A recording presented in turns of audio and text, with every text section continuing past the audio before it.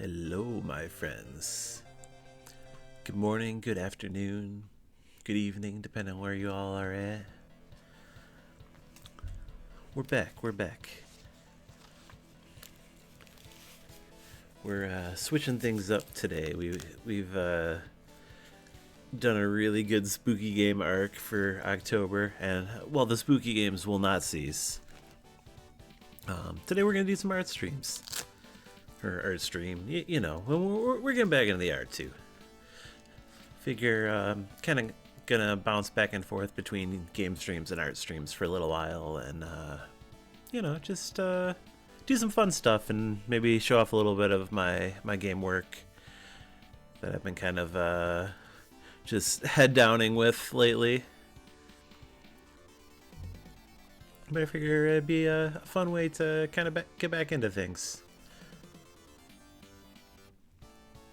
Especially because I also really like showing off cool, weird games and stuff while I'm, doing all this stuff. This stuff inspires me to do more art and do more varied art and stuff like that.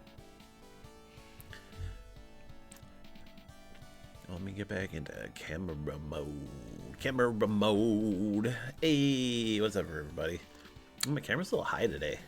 I don't remember it being that high. Sorry about that. Not that anyone that is really like, wow, his camera's so high today. There we go. That's a little better. Bye, everybody.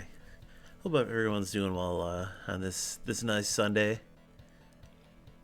Today we're working on. I'm gonna start doing a little bit of personal art. I've been working on a piece for Karnovember. If you are not familiar with the glorious Karnovsky and his series of games, it basically started as a Data East arcade game, kind of like a action shooty platformer kind of thing. You basically play a legendary strongman that spits fireballs and fights all sorts of crazy monsters and stuff. The original arcade game has you brought down by God to reclaim some sort of treasure, and like it basically ends in you just like in this like pile of treasure, which is like the most goofy, silly I don't know, arcade game premise. In the later games, they kind of changed up things in like Karnov's lore, and in some of the later iterations, he was in some fighting games and stuff as a villain, and like it's like side characters and like a bunch of like weird games. He shows up in Bad Dudes. But basically, like, he was a half mascot for Data East, who is sadly now defunct, but like you can still play some of the old games, and there's little Karnov references and things. And for some reason, there's something very endearing about Karnov, and I don't know, that attaches to me. I like it. I like it a lot. He's a delight. Well, actually, let me see if I can show off a little bit of the arcade game so everyone knows what in the world I'm mucking about with. Give me a little window capture. Please and thank you.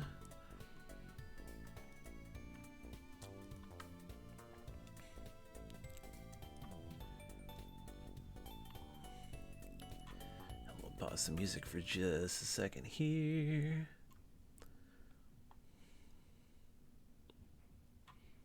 Capture some audio.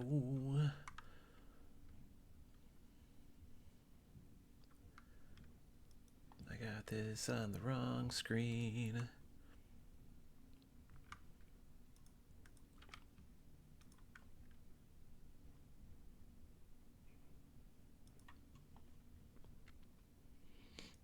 Usually I'm a little more prepared with this stuff. I apologize. I wasn't thinking about showing off the glorious Karnovsky.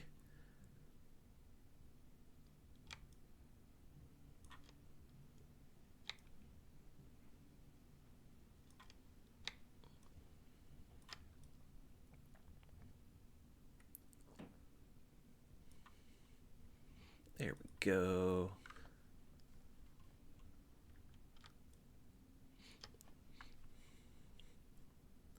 I'm gonna turn this on with some volume. We'll just peek a little bit at the arcade game for a moment. Get the map that leads to the treasure. I wonder if the attract mode shows you like the storyline and stuff more. Because obviously, like, getting right into the game, that it really doesn't do much of that. It just kind of tosses you in. Also, this game is, like, notoriously difficult. And very, like, strange in its mechanics. You pick up these items, and the items allow you to do all sorts of, like, crazy stuff, like spawn a ladder and fly and have, I don't know, a mask on that, like, makes you take less hits, I think? Oh no, the mask lets you see secrets. But you, like, start off in this, like, crazy destroyed city that's almost, like, post-apocalyptic, and then you kind of just battle through all these, like, crazy creatures and stuff like that.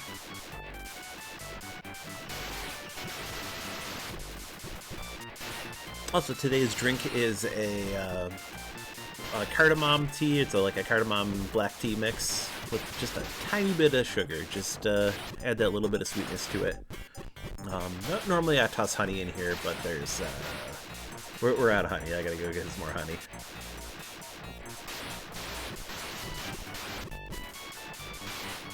And there's so many, like, I don't know, like, just like weird little creatures and stuff in this game. Like these little, like, flying things. There's the skeletons riding ostriches, which I really, really desire to draw. And that's part of my to-do list today. I really want to draw the skeletons on the ostriches because they're funny.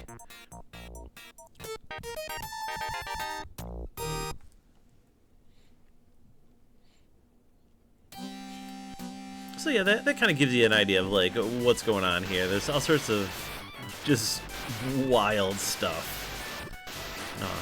As you get later into the game, you, like, fight these, like, weird golden men.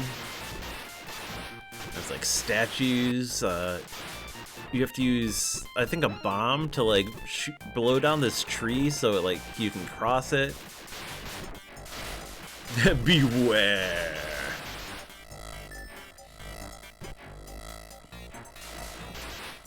Oh, such a, like, a cool, weird, unique game.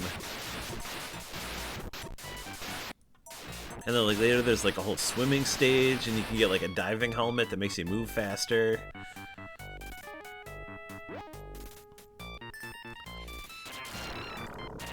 And you have this, like, whole weird inventory system that you can kind of, like, keep and use items as you need or want. So you can kind of, like, use it to, like, clear different obstacles at different points. And I want to say the Ks just give you either, like, a score or extra lives, but don't hold me to that. I don't remember exactly that portion of it. It's been a hot minute since I've really played through this. Oh, and there's dinosaurs, because why not?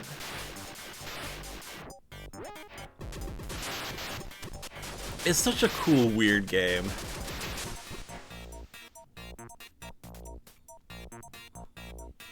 And, like, the arcade game has a little bit of, I don't know, a really off soundtrack.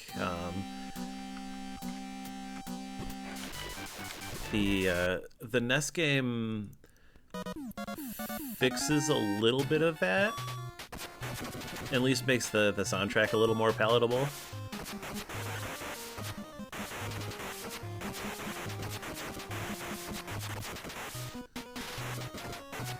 A stream with a bunch of weird people seem much cooler, though. I don't know about that. There's lots of cool, wonderful people out there streaming in in Streamyland. Mr. Streamyland streams all day and night.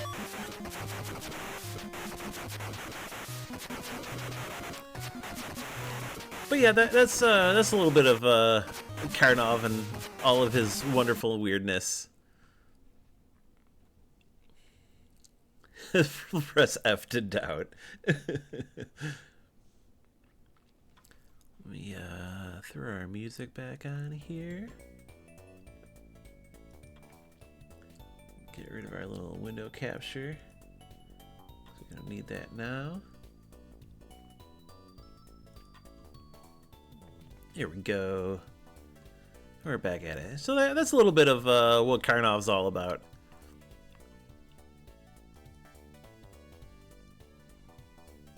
Now, it's one of those things that, like, despite like not playing a ton of it, there's like a lot of like interest in like unique weird stuff in the game that like it just like really draws me to it. So like every year I try to like draw a little thing for Karnovember. And this year I really wanted to like go hard and do a whole like screenshot and stuff like that. It would be crazy to not stream and do a Check Smith stream for 12 hours. Yeah. I hope we get some good sleep.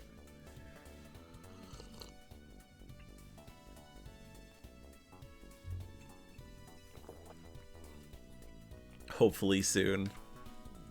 Because that's a long stream. That's such a long stream to go.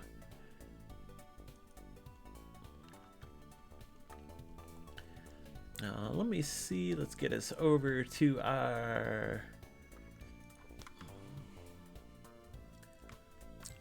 art screen here. You can kind of see what I have going on so far. Just need to like adjust my setup here a little bit.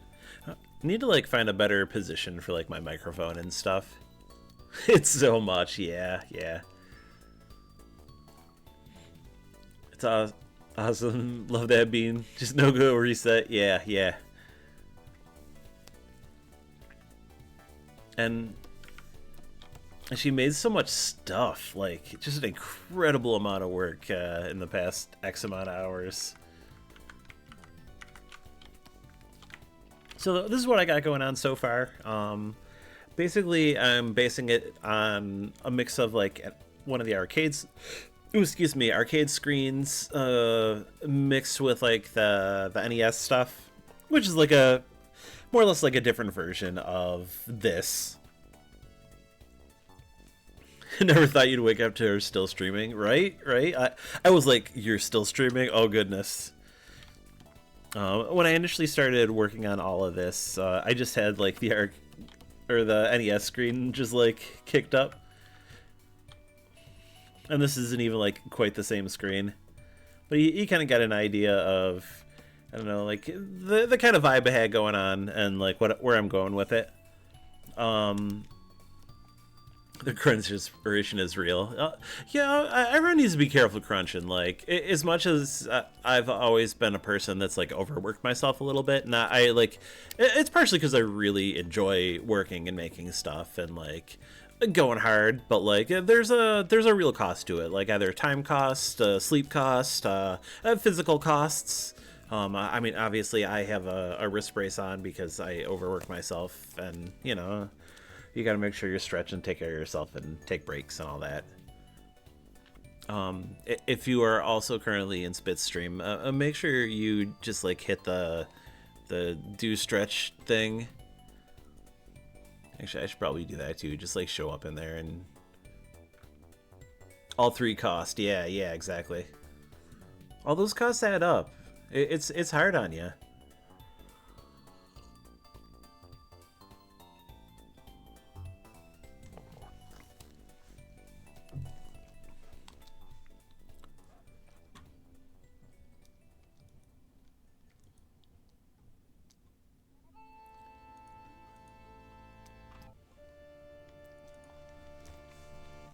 Also, today's stream is a collection of PC 9801 music that I've just kind of gathered up. I had mentioned it last stream that I was kind of switching over with some of that from just the spooky music. I don't know. I just like, I don't know, feeling that vibe lately. It's very Sega Genesis adjacent, and there's like a little more chill music rather than like all super energetic music that I tend to enjoy on the Genesis or Mega Drive. So it's a, I don't know, a cool little separation in things.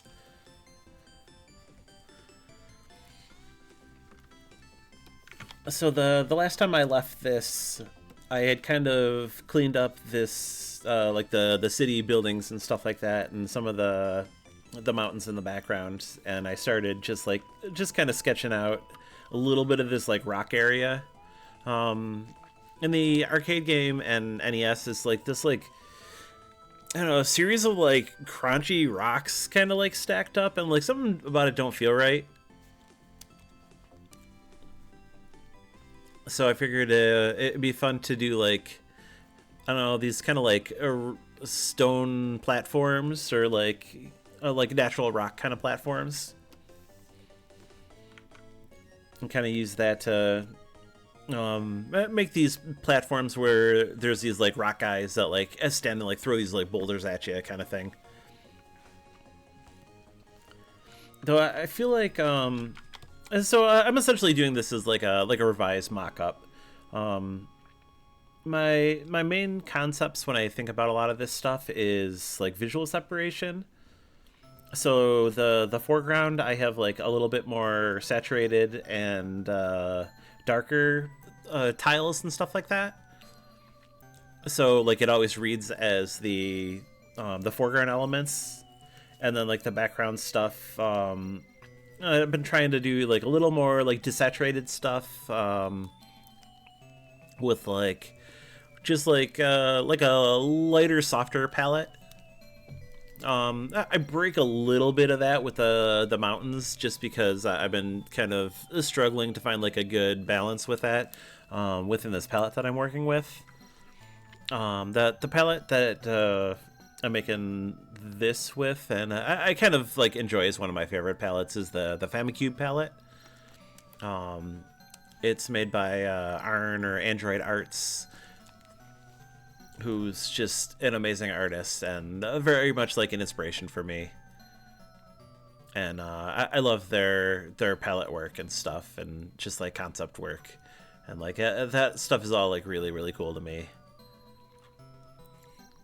And I just like I find I find that I just like the color schemes and stuff that I can get out of that, and working within these like weird constrictions.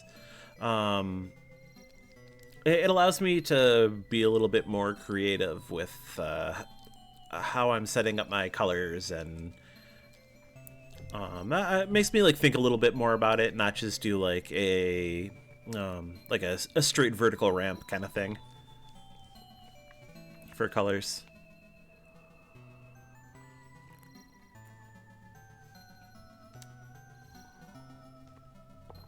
Creativity loves a box, weirdly enough. Well, when you put it in a box, then all the paint doesn't get everywhere, right?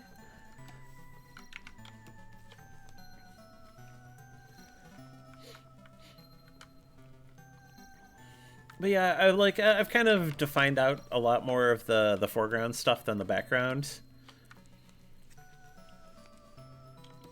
So I wanted to kind of keep that same like a level of detail, and hopefully that comes through. And I might end up editing some of the colors before I end up finishing this. I tend to go through a lot of this process and like render things out slowly, and then as I go like realize that I need to like shift a bunch of colors and stuff like that. At least with pixel art, that's very easy to I don't know, kind of move around on the fly. And I like that. That's one thing I really enjoy about doing pixel art, is I don't have to like fully commit to like every last thing until a little bit later on, and it's not as brutal editing all the colors and stuff.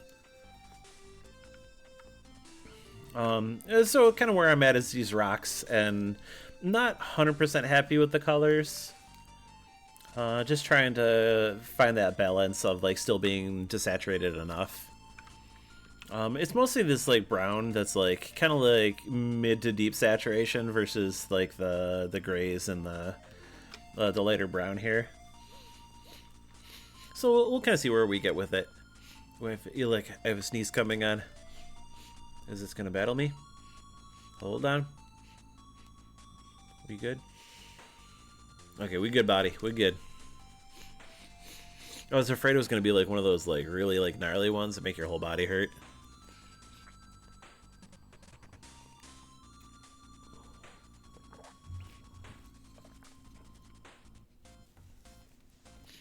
So what's everybody up to today? Anyone doing any art, playing any games, just like relaxing and chilling? Making anything? Hey, what's up, June? How you doing? How's things been?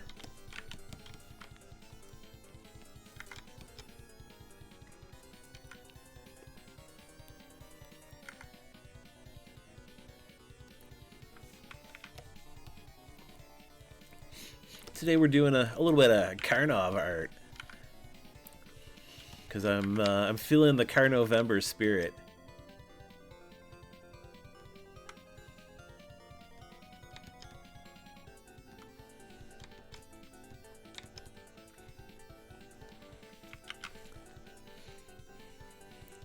Things been decent enough. Gonna make some more games soon enough. You love Karnov? Yes. You ever play the fighting game? I've only like very limitedly played the fighting game. I kind of love Karnov's like weird balloon move. I actually need to spend a little more time even like playing like the regular arcade game. Maybe I need to just do like a whole like Data East day. Make a little collection of just Data East games that I want to jam on for a little while. He just says balloon every time he does it too. Yes. I love that. Oh, Burst rolling in with the balloon. Oh, that's beautiful. That's beautiful. How you doing, Burst? Welcome on in.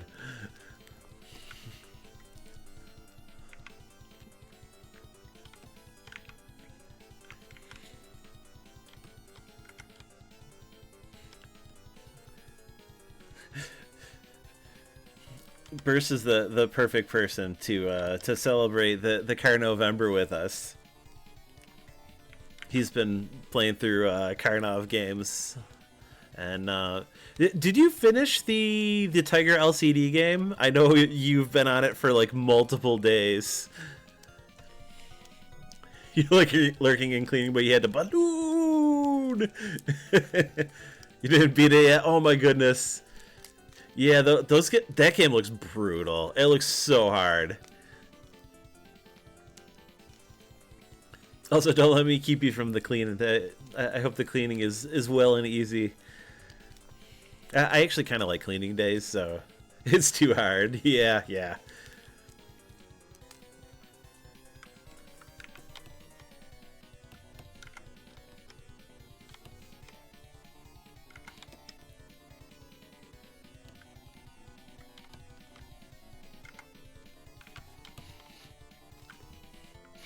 So I kind of like roughed this in before, but I want to make sure that this whole area feels a little bit more defined as like a whole thing.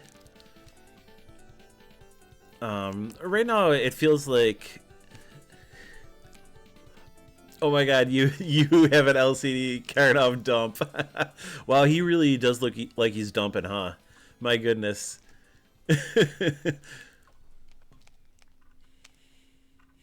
Tiger Electronics emotes are insane. They really are.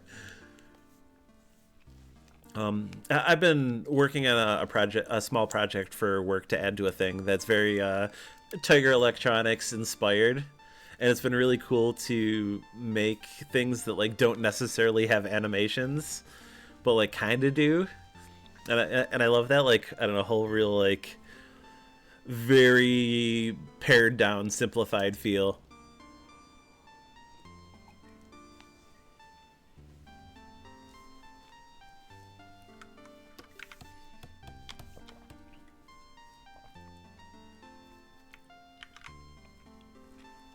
Yeah, yeah. Game and Watch is a very a similar thing in that way. That whole set of like I don't know, just very simplified LCD games.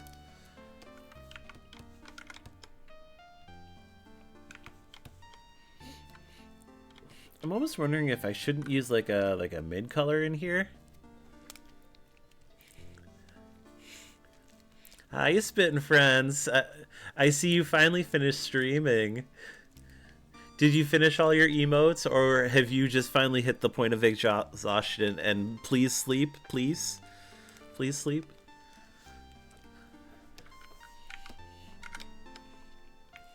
You did them all. That was a banger of a stream. Like, not only were all the emotes just awesome, like what was it, 14 and a half hours or something you were going? That's so much streaming. I feel like I can't even talk that long. You hit 15, sweet Jesus. If you don't get some sleep soon, we're gonna fight. I hope you know that. It's crazy you can never.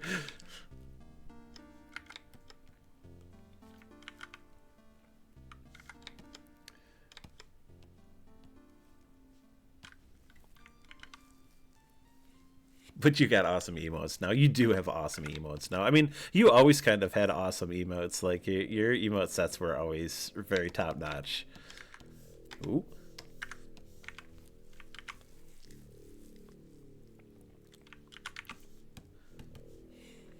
Don't shush me. You're in my house now. Your emotes are great, and you should feel great about them.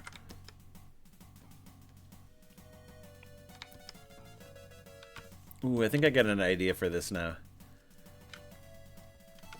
So, I kind of wanted to define the edges of this a little bit better. But I was thinking that maybe I needed like another like separation color or something. But I'm almost wondering if the edge lines shouldn't just be this light color and use that as a kind of like an in-between.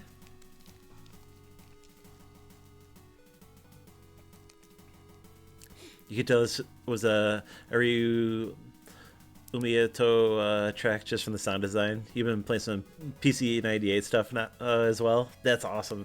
What have you been playing on the PC 98?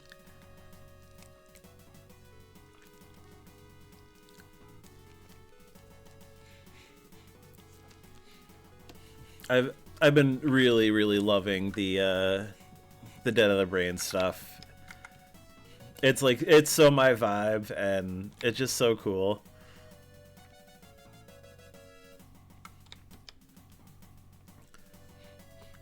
I've been kind of thinking a little bit about doing like a series of PC 98 action games or like shoot 'em ups maybe. Play Legend of Heroes 4 by Falcom. Yeah, yeah. It's like 80 hours long and repetitive, but also lovely. I like I like a lot of that kind of stuff. Played an awesome dungeon crawler called Mime. I don't know if I'm familiar with Mime. I gotta look that up now.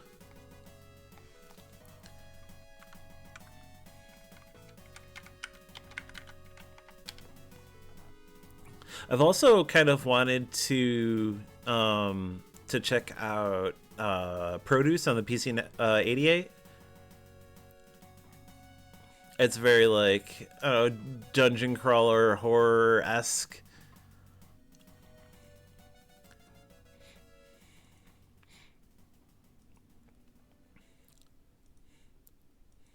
Oh, this mime looks cool. A lot of like really cool textures and stuff in it. Ooh, this is sexy as heck. Here, I'm gonna link to a video for Mime if anyone wants to look it up. I just don't want to jump back and forth. For shmups, you recommend Flame Zapper Kazujin? I've definitely looked at Flame Zapper. You want to play the Slayers one on stream sometime? Is that translated, or were you thinking about doing that with like a text hooker kind of thing?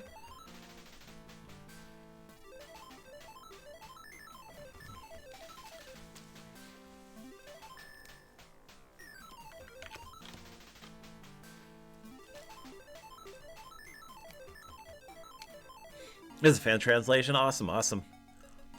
I love so much that like people are going through and translating a bunch of this stuff. Like, it is such a uh, I feel very blessed to like have people spend all this time and effort to like take care and do this stuff and do it right.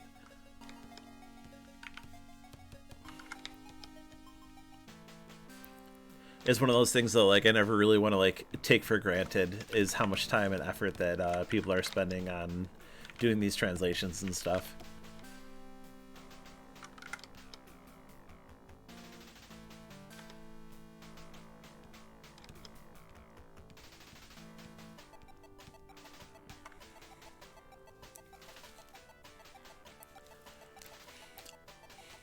It's cool for action games. Rusty as a fan translation, a janky but soulful Castlevania. Like, I love Rusty. I played through that a bunch of years ago.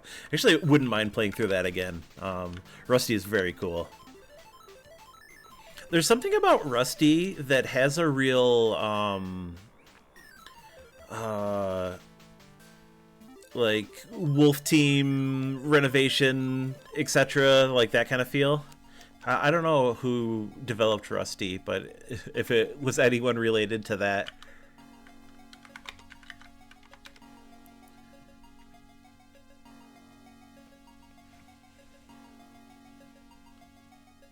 This is a very small team. But like, yeah, it definitely has a very like similar energy to those kind of games. But in like a really good way.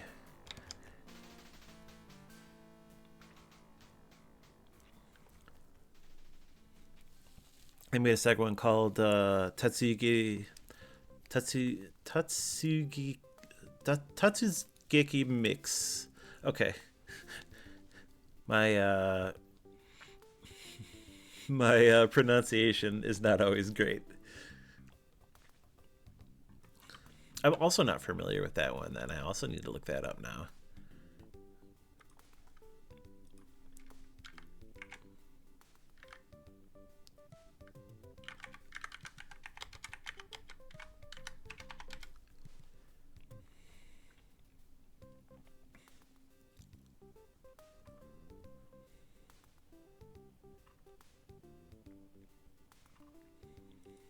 Oh, this looks interesting too. Okay, okay. Here, I'll also link to this video so everyone knows what I'm talking about here.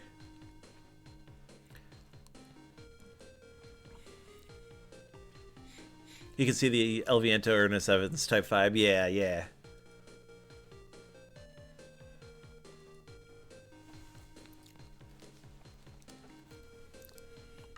Dang, so many cool games to check out. Even like going through and downloading all this music. There were so many games that like I looked up and I was like, ooh, I gotta try that later.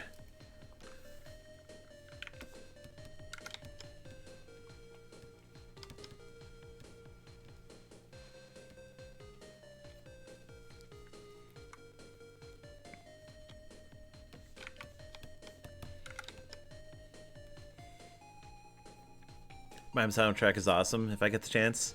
Wonder if I have that in my playlist.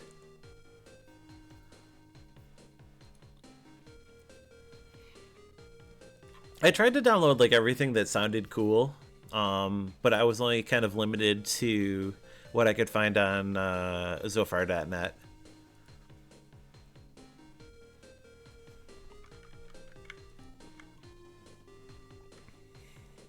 Just because I didn't want to like spend like a month downloading soundtracks. Mine was on KH Insider. Okay, okay, yeah, I'm familiar with that too. It's like kind of like the secondary to Zophar. No, it does not look like I have mime.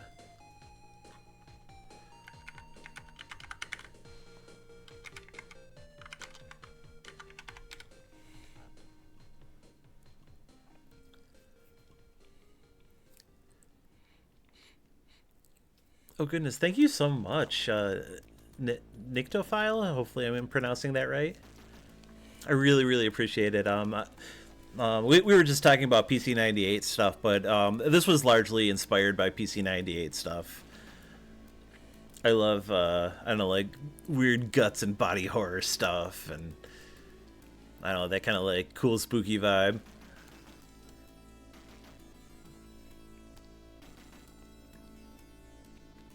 At some point, I want to expand it to like even more.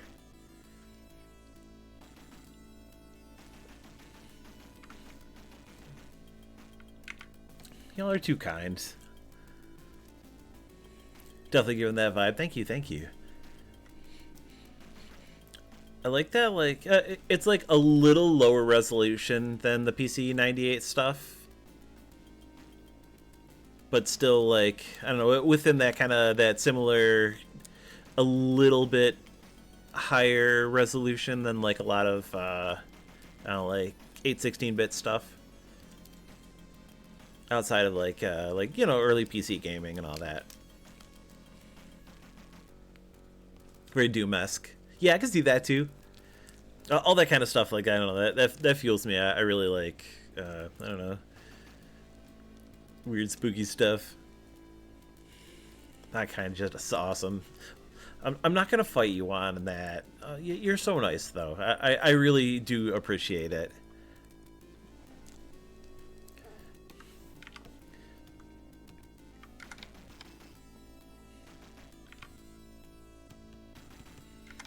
I think I'll always have a bit of imposter syndrome, regardless of how long I've worked on all this stuff, and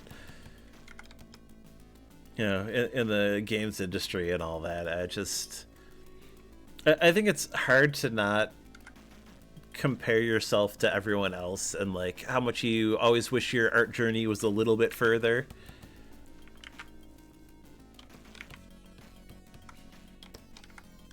But I can't complain. Like I from when I first began.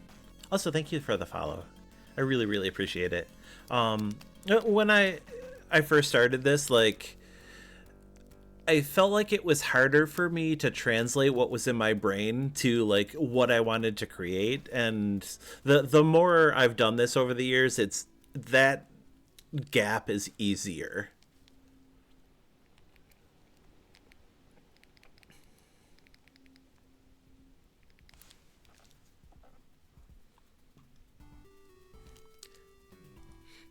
You also do pixel art? Yes. I have to go check out your stuff after stream.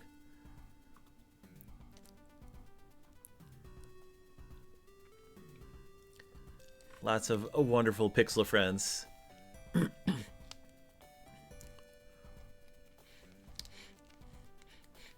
You get it if you stop making stuff for a while. Everyone makes such cool stuff. Yeah, yeah. It's hard to like not always like compare yourself. You taught a high percentage of the new class of pixel artists in the industry a lot. Most of us has learned something from me specifically. Oh, that's too kind. That's. I mean, my fingerprints are everywhere because I touch stuff. I'm a physical person. I like giving people hugs and stuff. No, your stuff is not there. I would like to beg to differ. Like, regardless of how you feel about your stuff, like there's nothing wrong with everyone's like contribution to art and your position in your art journey. Like whether you're only like spending little bits of time on it or like you just started out, like there's no like there's no bad art in that way. In the end of the day, we're all collaborating. You feel exactly. It's especially like when we're all kind of in a like a similar community. Like it's nice to have that. I don't know, like you look at everyone else's stuff and you get inspired by it, or you like share like a new technique or a new way to do something, or and like that really like cascades a lot. Your glasses. I'm sorry. As soon as the fingerprints are on the glasses, it's forever unclean. Like you can't ever take that back.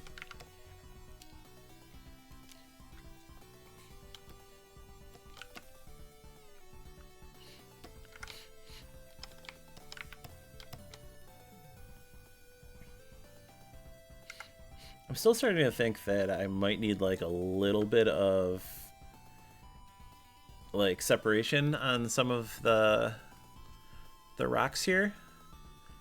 Might add quite a bit with not using a whole lot of extra pixels.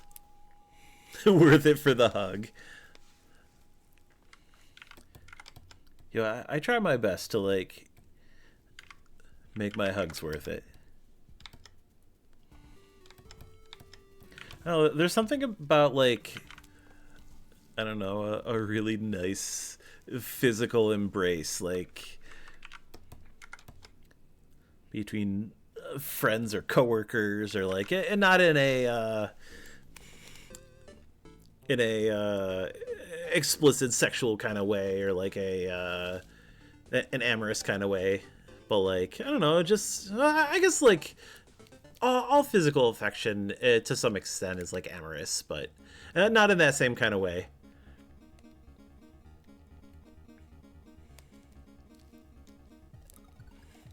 I'm so also glad you found the stream. I'm glad you're here.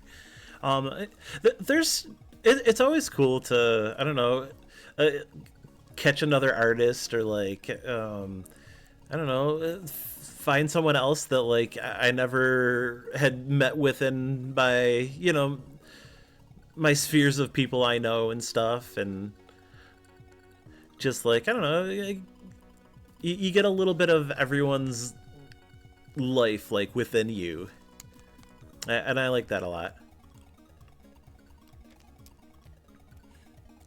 Hugs are your favorite, you miss them. Hugging Doug is nice, but none of your friends live close by and desperately miss hugging. Last time you pesky visited, you tackled them. Friends, I'm always willing to share hugs, so like we ever get together in person, it's hugging time. It's how I do.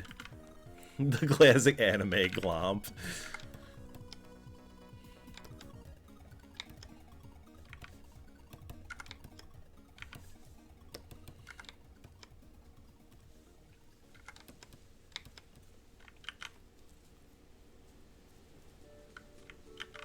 Also, I don't know everyone that's new here. I've been kind of talking to everyone, like you've all been here for a long time. But hi, I'm Wayne. You don't have to call me Wanya or anything. You can call me Wayne. We're all friends here. I just I do pixel art and play some weird games because I have a very big interest in playing weird games. I've been a professional pixel artist in the industry for like 10-ish years, give or take. I don't know, I work on a bunch of silly games that you've probably played or maybe not played. Mostly just like indie stuff. I'm constantly making more games and like trying to make new stuff with different friends, and I've always been a creative. So I don't know, just like making stuff like fuels me. Like I that is how I've always been.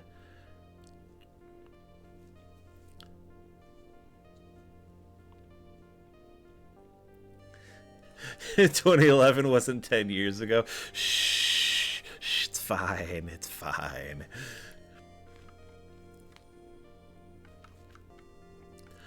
The first game I ever released was a game called Shoot Shimi. It's like a silly little like roguelike pixel art kind of thing. That was like my first like commercial game. Before that, I did like a bunch of jam games with friends and stuff like that. And then I was lucky enough to have some folks give me a chance, being such a newer pixel artist. And I did a lot of art for Binding of Isaac Rebirth, and then subsequent games. And I currently work for Nicholas as like a full time pixel artist. And then I just like I'm always making stuff with people. I can't stop. Every time someone's like, "Ooh, here's a fun, interesting looking game," I'm like, "Yes, let's do this." Almost to a fault. I work too much.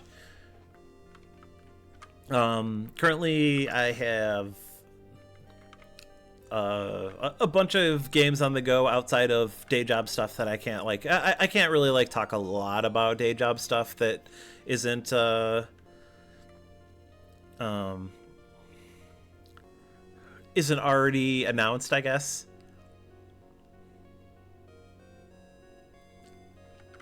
Yes, it is pronounced Nicholas. I actually didn't know that for the longest time, like for a very, very long time. Like almost embarrassingly so, but like I think it's kind of like an in joke. The evil NDA, whoever that is. Like to some extent, like I understand the concept of like I don't necessarily have like an NDA,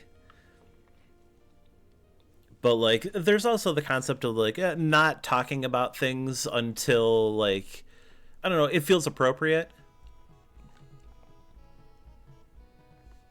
Yeah, yeah, not reveal stuff early because then you're kind of putting things to be like beholden on someone, and then it also makes people disappointed when things aren't released and haven't come to fruition. Especially like the day job stuff. Like there's a lot of projects that come and go and then like get picked up. I don't know, 5 years later. One of the projects that I'm on at work like was an old project that we were working on right around when I first started working with them, and then like it got put down to just like work on other stuff to prioritize different things and stuff like that, and then has come back more recently, and I'm like really excited about it, and I can't wait to show that off and talk more about that because that game is very cool, and it'll be neat to see how much I've done with it over the years.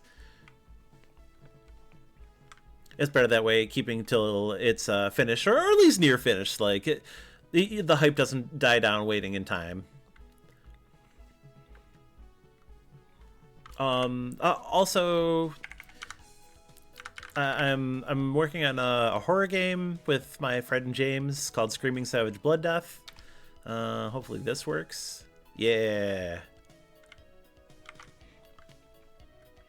And a top-down car combat game called Brews and Cruisers with my two buddies that I originally started making games with, and we launched Yuchimi and stuff. We still been making games all this time. We haven't released anything like commercially since Shuchimi, but like we're all still here. Brews and Cruisers, I'll be showing off at MagFest in January. If anyone happens to be going for whatever reason and is in the area, like come say hi. I'll be there all weekend showing it off, having fun. MagFest is my absolute favorite convention, so like that's exciting to me. Yes, the Spitow made our awesome key art, and I have this like giant banner printed of it. It's so cool.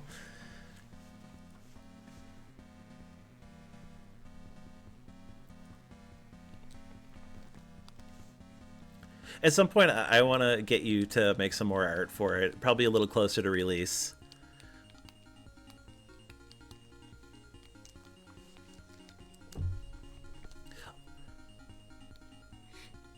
Also, I took the jerkwad in the car that you made, and I'm putting him on one of our pogs that I'm giving away.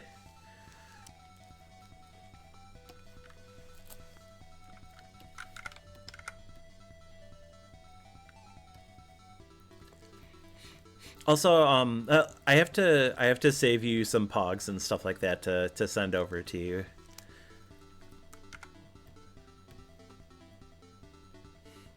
That has been on the agenda, and I just haven't had any. Well, I should say I haven't like printed out the pogs and stuff yet, so. But I gotta make sure that you have that.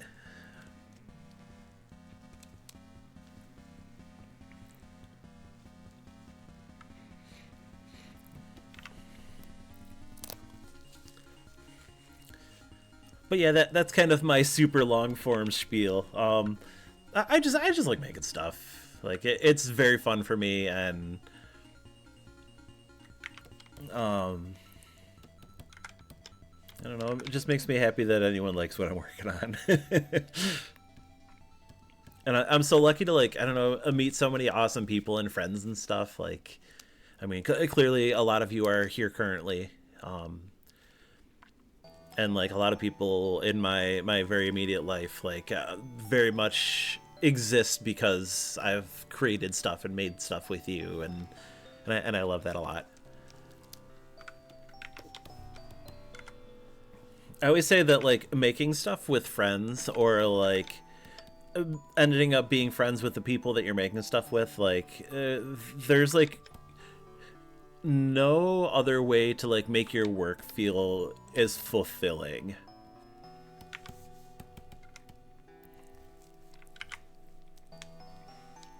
You're one of my best friends. You're also one of my best friends.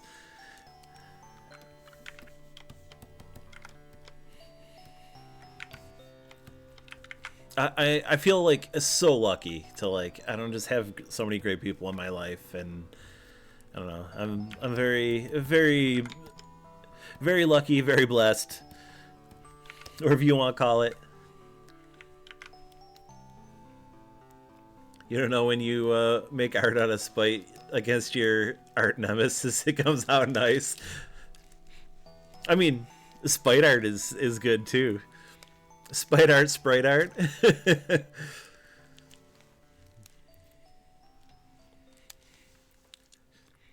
I love y'all. Y'all mean a lot. That's a stream name. I like that. You haven't made spite art. Maybe you should.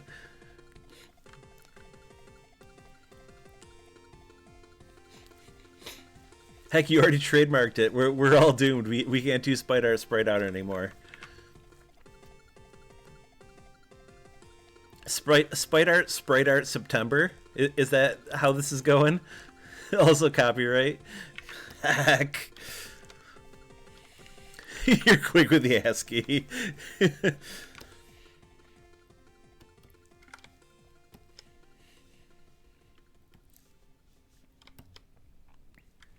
Spite timber.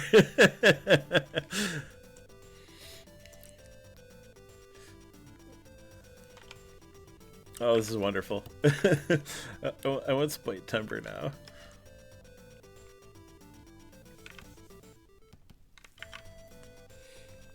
It just flows, the anger, it flows through you.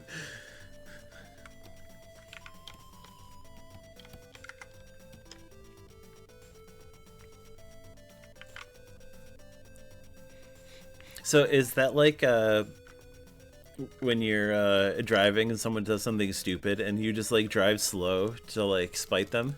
Is that the same kind of energy? So they're notorious landscape painters.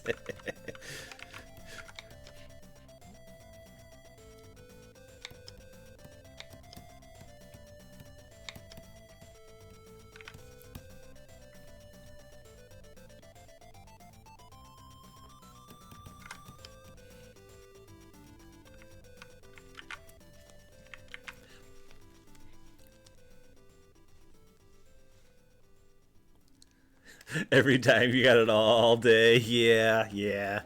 I, I always tell my partner that I'm a very petty driver. What am I working on today? So today we are doing some personal art. I am making a piece for Karnovember, and this is a mock-up based on the arcade slash NES version of Karnov. Um, there's a very particular vibe that Karnov has. It's like almost like fantasy post-apocalyptic kind of escape from Karnov.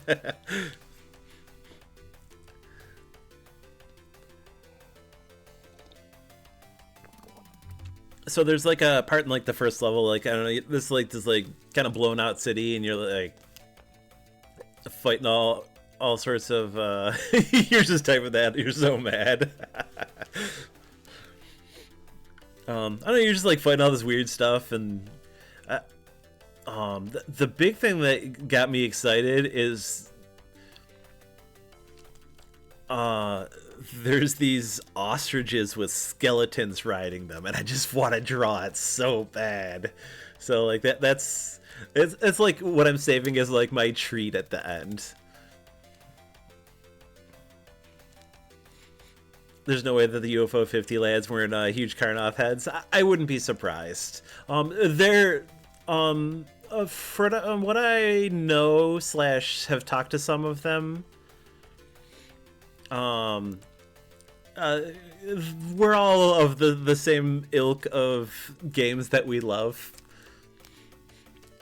Um, I know they're big Monster Party fans and stuff like that. So I don't know that's like my bread and butter of games that I love.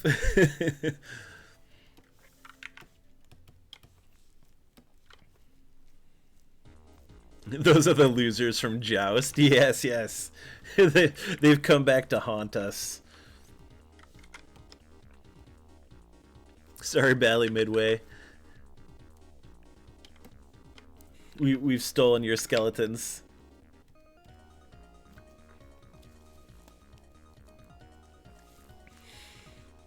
Sorry, I'm bread and butter. Oh my goodness. Speaking of Monster Party, I have something that I want to take a minute and show off. I won't take too long of an interlude here.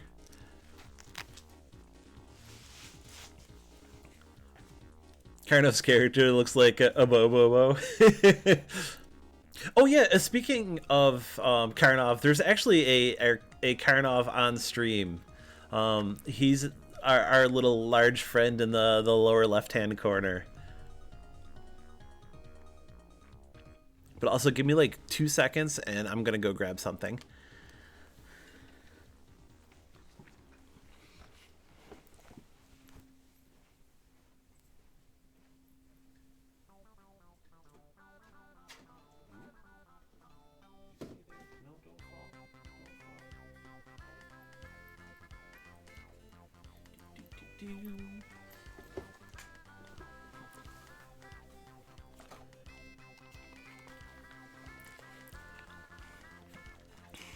He's so goofy. He is so goofy, and I love him.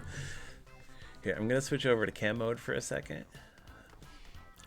So I've been talking to a friend about purchasing something from them,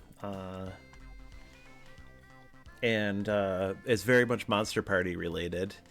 And Sorry I'm Dead. If you all aren't familiar with the Sorry I'm Dead, give me 2 seconds.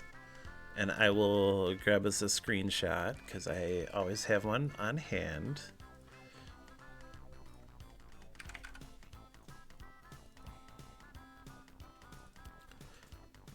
Where are you in my folder here?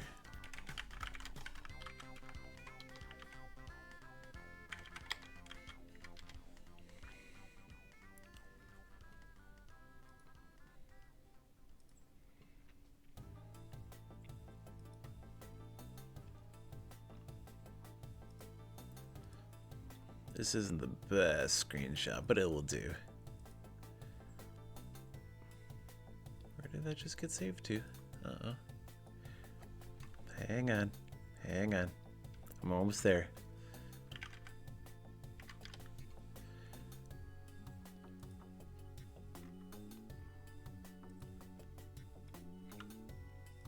Ooh, actually, no, this is a good enough one.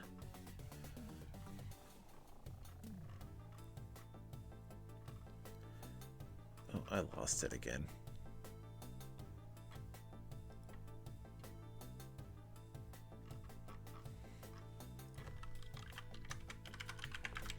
Where did that file go? Okay, there we go. That's a better one. I did it again. Where did I save this to? Oh, it's just in downloads. I'm just a doofus.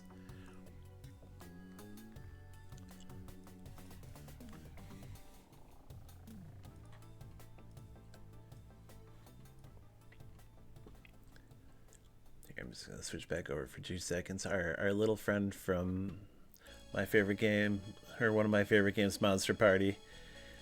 You see our little lizard dead friend. Found a Monster Party Sorry I'm Dead hat on eBay for $10. Oh, I that is also awesome. I need to find that. But so oh, thank you for that link.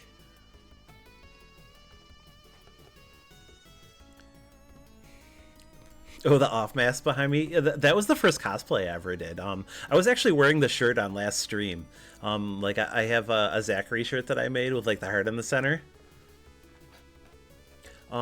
So going back over to show and tell mode here, from my friends, I was sent this. This is a toy that was made by Bandai, and pretty sure this is the actual like inspiration for the Monster Party toy. Spit, please go pass out, go rest. Like you had an absolutely banger of a stream. Go get sleeps. Thank you for coming by and hanging out for a little while. Get good rest. We'll hang out soon. So this is our little toy friend.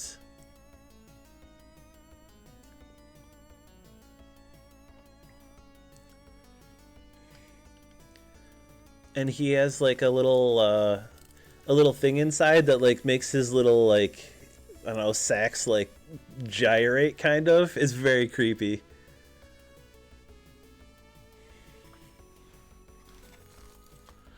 And it even comes with like a second little lizard friend made of chocolate. If it was made of chocolate, it would not have lasted this long. Sorry, I'm trying to get this into focus here. Come on, focus for me. He's so tiny.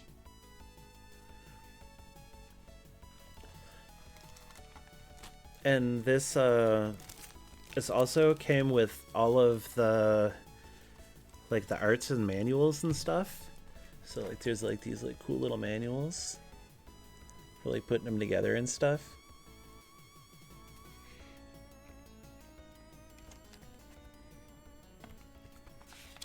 And there's a lot of like little like attention to detail and like all the art and everything in it. It's very cool. I like the little like kid. It's just like hey.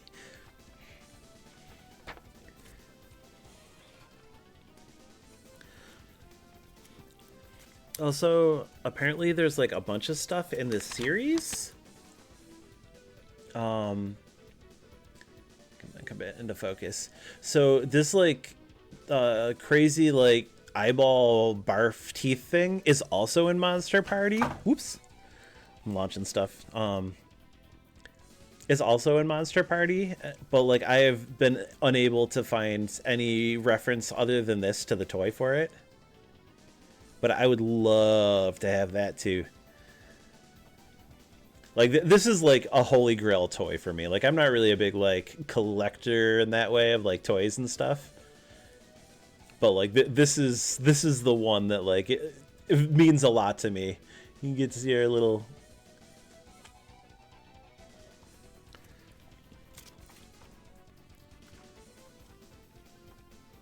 and there's like inside all the little manuals, there's all sorts of like descriptions of like where all these little monsters hang out and stuff, and what they do.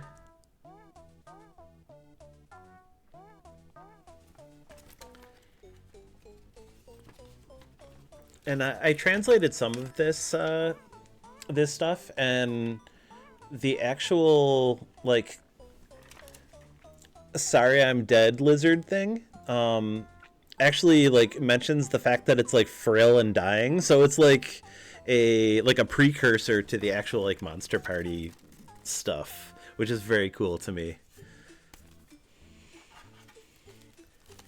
So yeah, that's my little show and tell. I'm very excited about having this, and it's like a very like prized possession of mine. Um, Also, is sent from a friend that means a lot to me. So even more so than just like buying it off of eBay or whatever. Like that also is very cool to me. There's something about getting a thing from someone rather than just like, I don't know, doing a capitalism.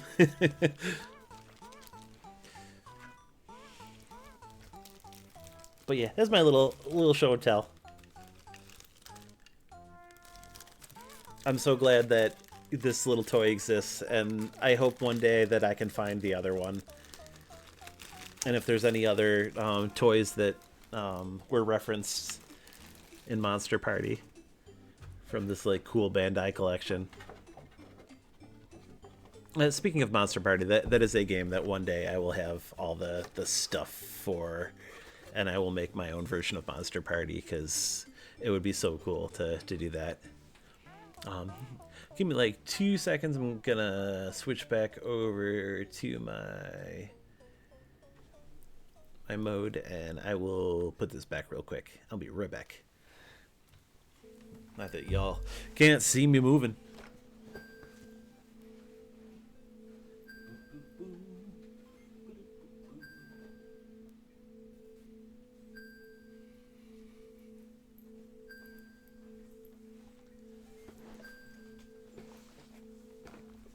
Okay, I'm back.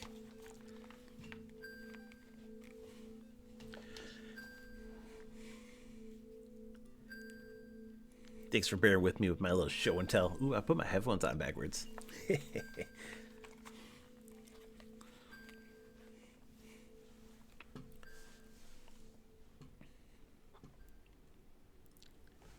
Also, if anyone has not played Monster Party, please play Monster Party. It's such a cool game.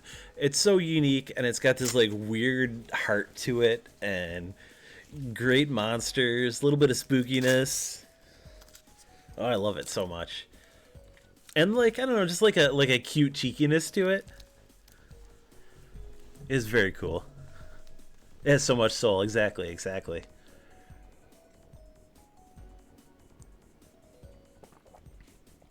Makes one's eyes moist. I get that reference.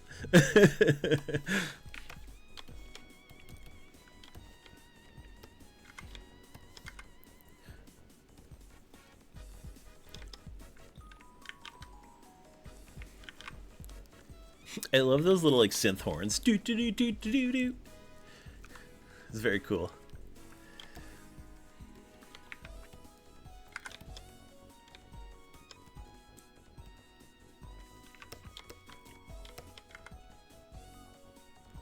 Yeah, so I'm thinking that adding this little bit of shadow has really kind of helped this here.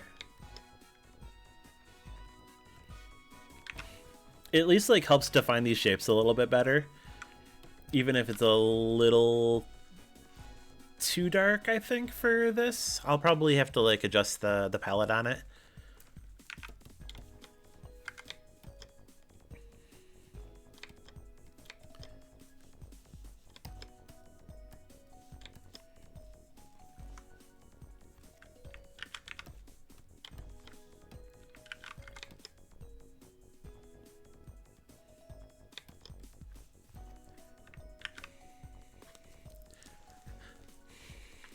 Sliding off into the lurk. Thank you for the lurk.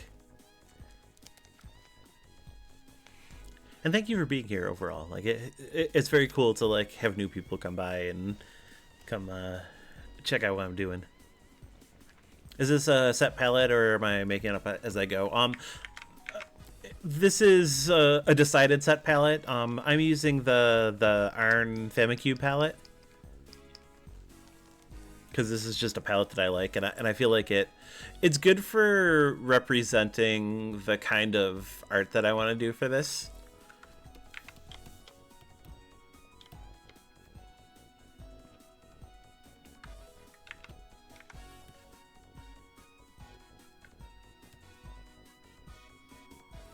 I want to bring this in just a little bit and not make it all so like I don't want everything to look like an ice cream cone essentially.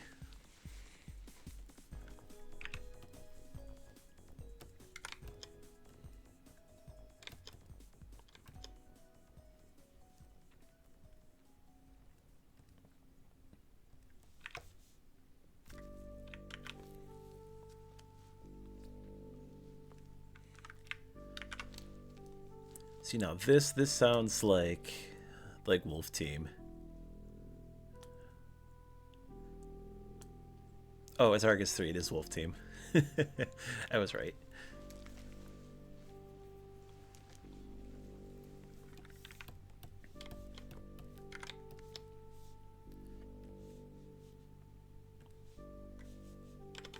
Actually, I should probably do this here and then kind of imply that this is like a separate piece of rock here.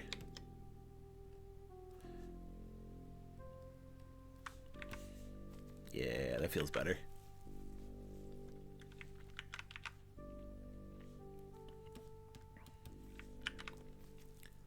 Also, June, I was talking a little bit about this earlier at the start of stream, but I've my kind of core concept here is to use like a little bit of like darker, more saturated stuff for the tiles, and then desaturate it a little bit more. Have the background stuff a little more desaturated and not quite as intense outside of like a couple little details.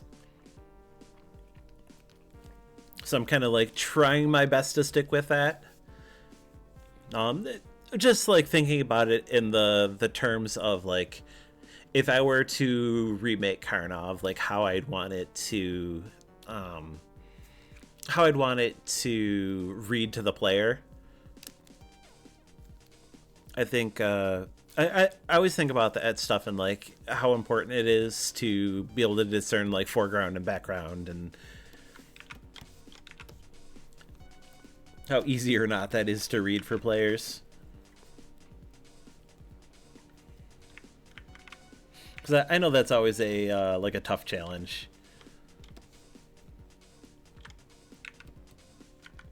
Especially like the more limited palette stuff. That's always a battle.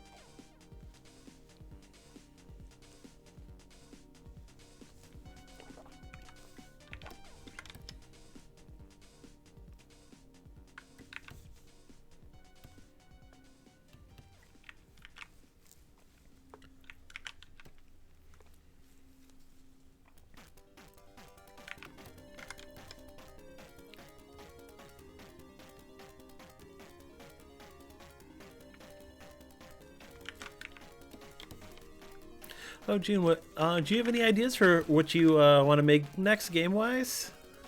I'm very curious. Like, your stuff is always so interesting to me. If you don't mind me asking, of course.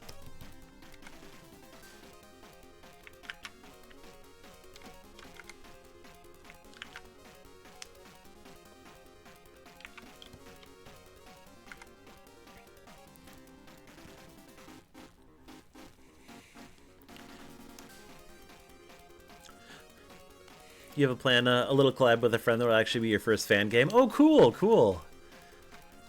That sounds fun.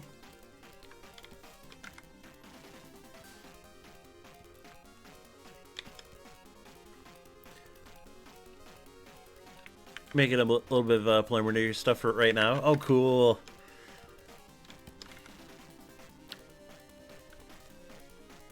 Probably just a couple weeks of work to finish it, kind of thing. Yeah, yeah. I feel like it's hard to like keep people super invested into like making a big giant fan game. So like doing something small and like manageable is probably the best way to do that.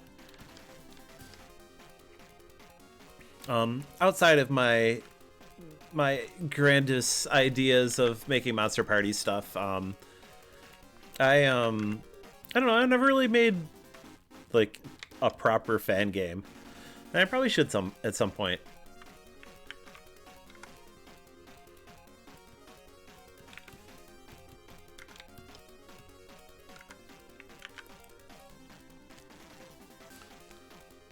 I don't necessarily like count some of the stuff that I've done at like work for in that way.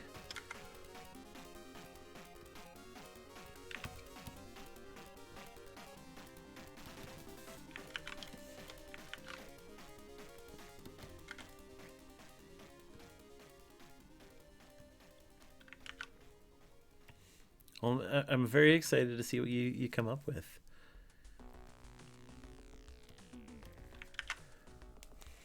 Oop, sorry about my mic. Sorry if it made a big bong.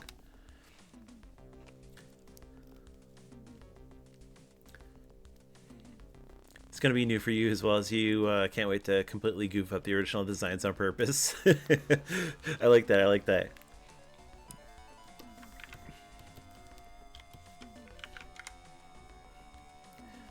I have like an interesting dissonance with making like fan stuff. Like if it's something that's like built into me, or like I have like a really like a strong heart for, or like a strong idea for, it's not too bad. But like coming up with new things based on a property is like always like a little difficult for me. It's something I struggle with doing anything like cave story related at work. Especially like I guess like sometimes you I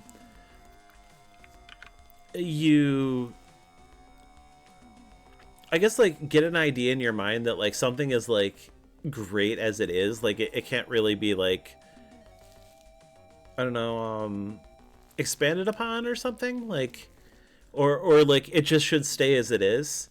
But at the same time, like thinking outside of the box in the way that like you could do a version of a thing that's more yourself than the original designs. You can't touch the magnum opus if it feels cemented in your mind is perfect. Yeah, yeah. Yeah, it makes it a lot more difficult in that way. It's something that I've like definitely struggled with like on and off.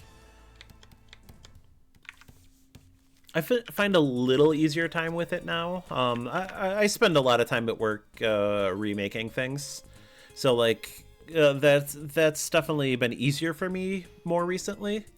But like I've had times where I've just like crashed out, like trying to like figure out stuff or like making something work in like a style that just like wasn't working in my brain.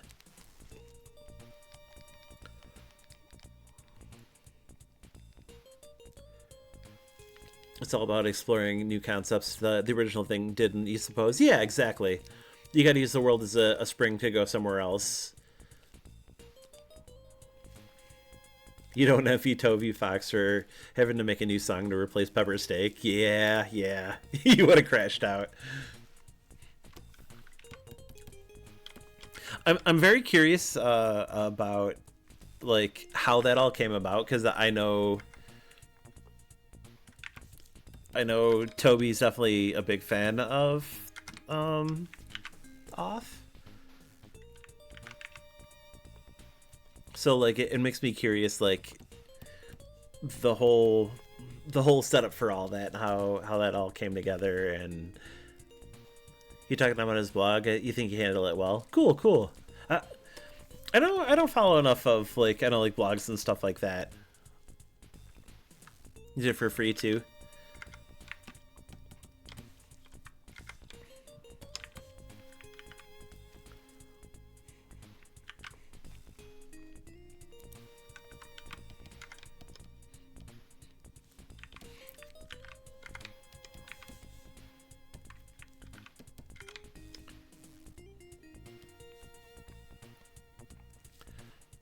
I guess to like some extent, like I don't know, having the freedom to do anything like that for free is kind of cool. Like at least in a way that you're not like putting yourself out.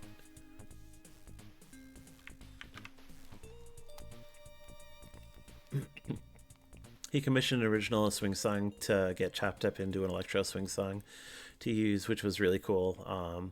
You got his. You think he got your friend Cam to help with it too? You got to double check. I remember seeing something about it on his Twitter. Oh, cool, cool. I know Toby does a lot of like collaborative stuff with other people in the industry. I like that he spends a lot of time kind of giving back. That's something like that.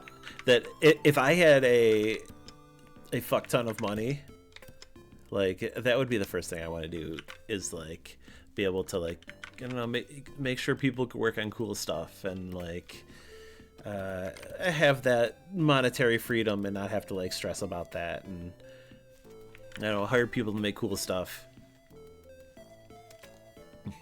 You found the quote?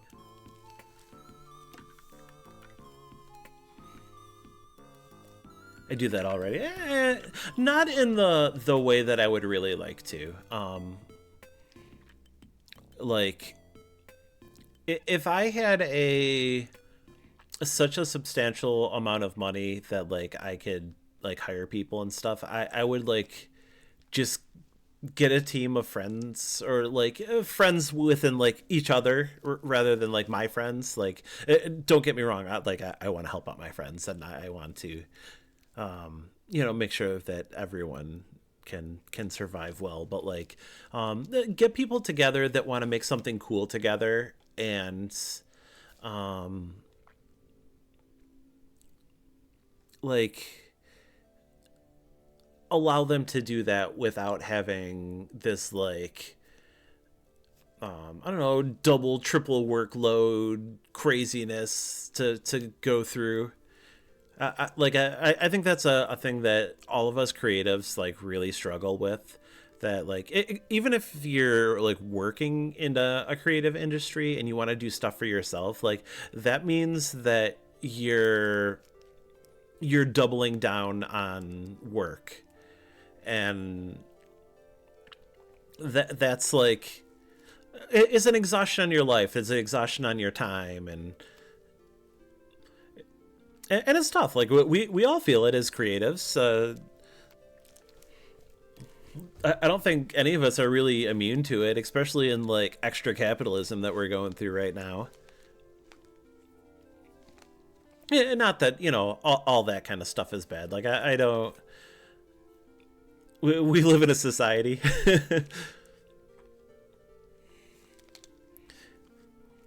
But like it's tough, and like I wish I had a way to give more of that.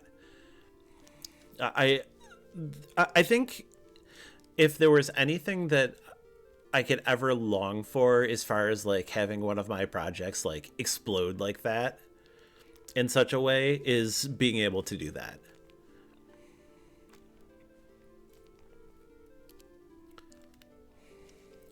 Oh, let me see this quote.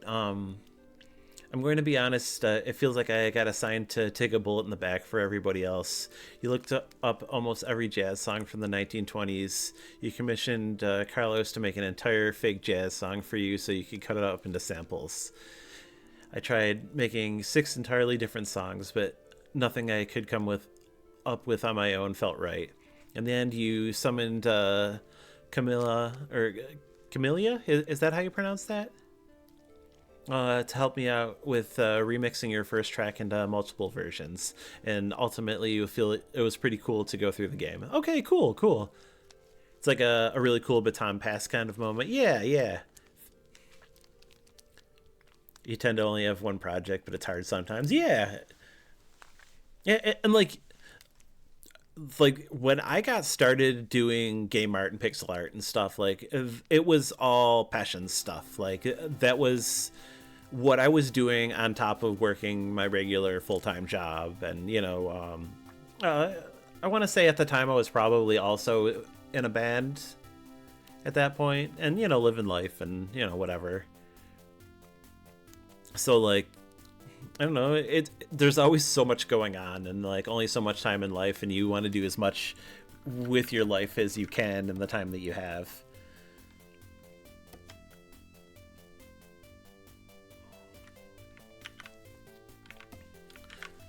And really, I always have way too many projects going on.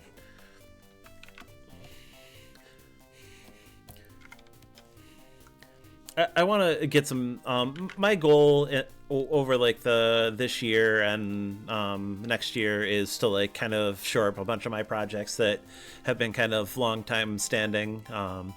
A Blood Death keeps getting pushed back a little bit just because we want to do more with it and make it better and whatnot. Like I want to get that finished and get that out and show people like all the cool stuff we've been working on with it and all that. And like, and partially to like have that out there and be able to like free up my brain to like finish other things and like kind of cascade it and just like slow it down to like maybe a few projects at a time rather than like 5 or 6. You feel that I've been fighting over some overwhelm caused by juggling too many things at once. Yeah, yeah. I know you have like a ton going on with all your stream stuff and the YouTube and are you still doing like DJ stuff?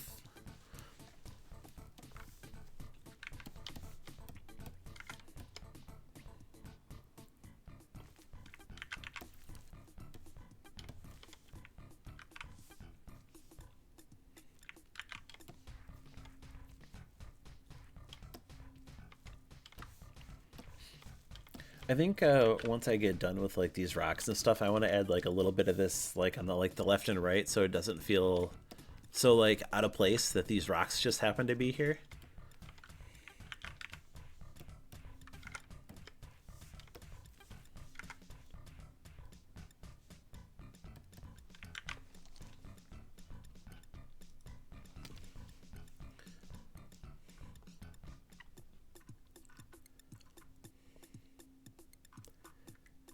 My my partner is at a cat cafe with one of her friends, and she's just sending me all these cat pictures, and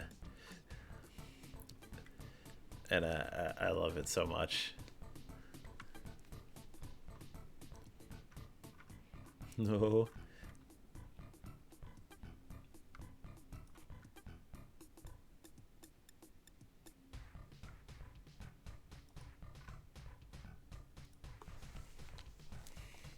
Cats. I don't know where my girls are right now. They're probably sleeping. It's kind of sleep o'clock. Yeah, it's only like 1:40. So jealous. I'm a little jealous and just I don't know, it'd be nice to go see the kitties, but it's cool. It's cool. Like I'm actually very happy that she's getting out and getting to spend some time with friends and stuff. I think we all need that at different points, just like seeing people and hanging out and doing all that. DJing definitely just for fun and very sporadic.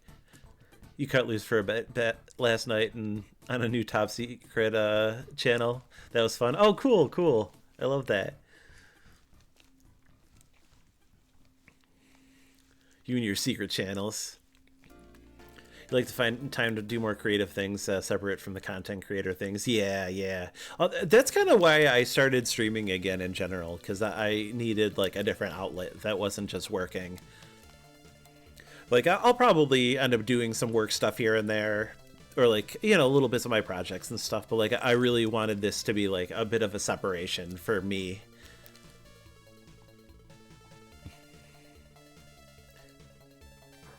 You don't have a cat anymore because you had to give it to your mom since it hated the place you're currently living in. Aw, that's sad.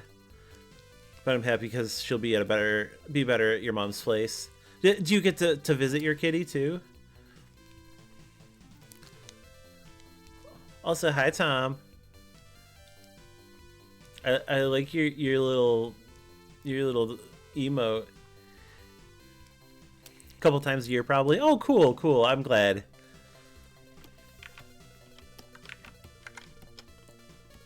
One of our girls belonged to one of my best friends,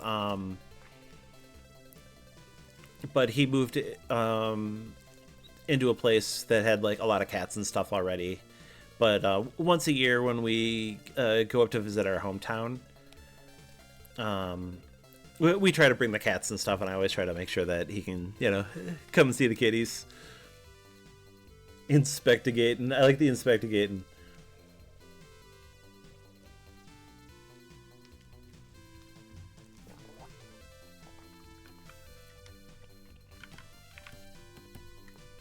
I love pets so much. Like they bring so much. I don't know, so much into your life. Like you get so much out of like having that like essentially adopted family member.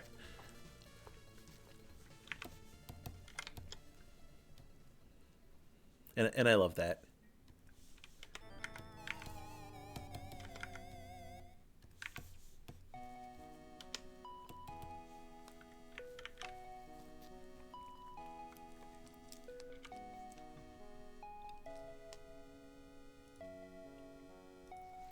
Here, look at emote for everybody.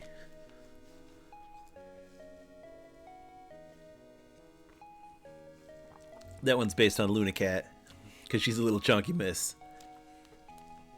She's a little less chunky than she used to be. She was a big girl for a while, and then we got her on a diet for a while, and she's doing a little better now. She still has like a, I don't know, like a round fluffiness to her. I think she's always has that like, I don't know, thick cat syndrome, even though she isn't quite so much a thick cat anymore. But I love her little round face. When's the release date for this Karnov remake? After the Monster Party remake.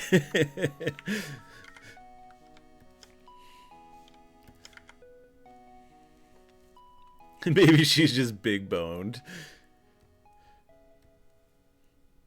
She is big boned. I can't wait to draw the final Monster Party boss.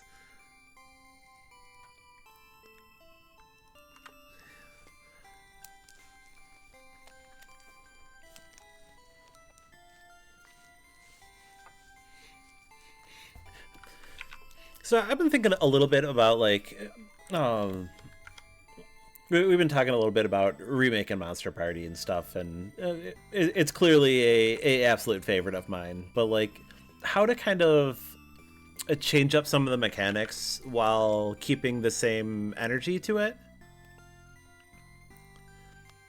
Because like, I love the reflect mechanic, and I feel like a lot of the bosses could probably make better use of that and have like a better design within that space.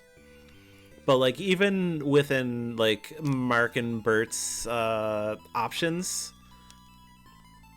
like it would be very cool to be able to like expand their moveset and add a little bit more like mobility, especially like you could probably do like a little bit with Mark and then make Bert feel even more mobile, just because Bert's more of a like a bonus in that way. But also it could be very fun to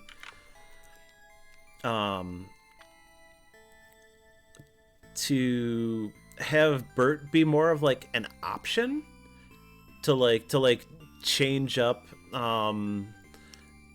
your choice versus having it just be like a random drop, essentially. I think that would be a very interesting way to change that. You always thought it would be sick if Mark had some sort of downward strike. Yeah, something like that would be very interesting. I've been playing a lot of Silksong lately, and Hornet has this like diagonal strike that's so like you get like a pogo off of it, but there's a pretty long warm up to it, and it's only in a diagonal, and it's so cool to have such like a deterministic attack both be very powerful, but like also be something that like you really have to think about using rather than just using it all the time to just like constant pogo off of everything. Like I think a lot about like DuckTales, like you almost don't want to do anything but pogo, and I feel like that's a struggle that a lot of like games that have that kind of a design to it that struggles with, that you just want to only use that one move, and you really want it to, I don't know, to be an option rather than what you want to just do.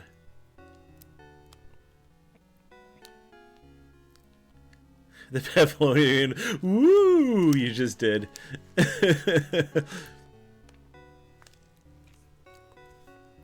The fact that it's rigid makes it more fun to master. Yeah, exactly. And I think thinking a lot about how to utilize mechanics like that is very important. One of the other games I've been working on, Junk Puncher, it's like I want to call it a spiritual successor to Shatterhand, but like really like there's a lot of different elements into it. There's a little bit like Mega Man and stuff like that. There's like a whole slide and stuff you can do, but like we were talking about making the slide to be like an attack as well, but like it felt so bad to like basically only slide at all points. But like we made it so like sliding doesn't like sliding into something like doesn't damage enemies, but you can stop and punch out of it. So like you have to make a very conscious choice to not just like slide everywhere, and if you want to slide attack, then you have to be very specific about your timing of it and how you use it, and like that sort of mechanical feel is that the kind of thing that I feel like more action games should lean on now. I love that kind of stuff.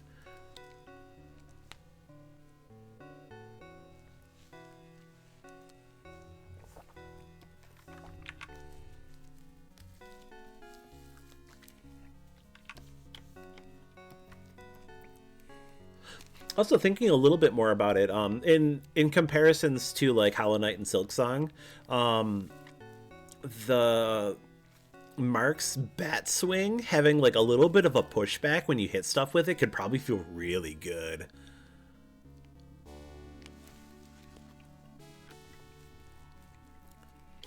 Even if it's only just like really minor. Also would probably help with like it feeling more impactful when you're hitting something.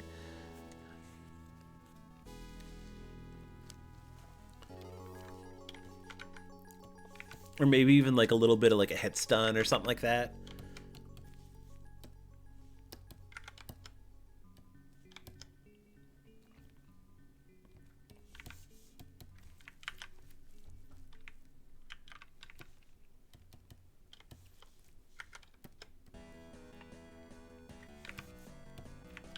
It's also kind of cool to think about it in comparison to something like Karnov, where like Karnov is very much in the same way that like Strider would be, or you know, like you're like I guess like even less so than like Contra would be, because like Contra, like you still have moments where you don't necessarily want to like move, or like you're like either like crouching or laying down, so you're like stopped in place. But like Karnov, you're in this like constant flow state.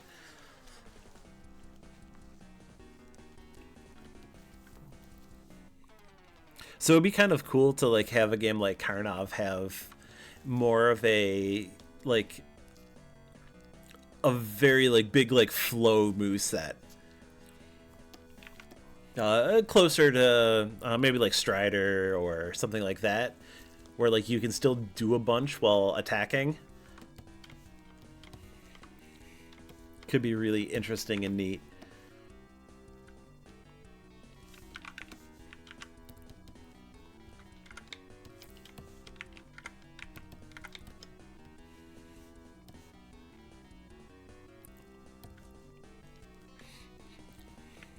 Flow but slow. Yeah, yeah, exactly. Rockshop stuff feels that way, but yeah, I agree with that.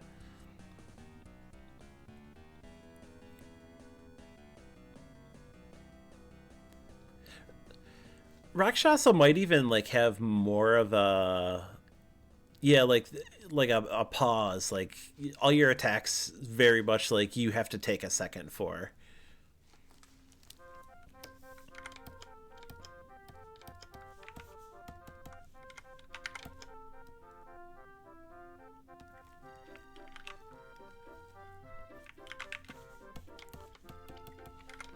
Been thinking about playing through Rakshasa again lately. It's been a little while.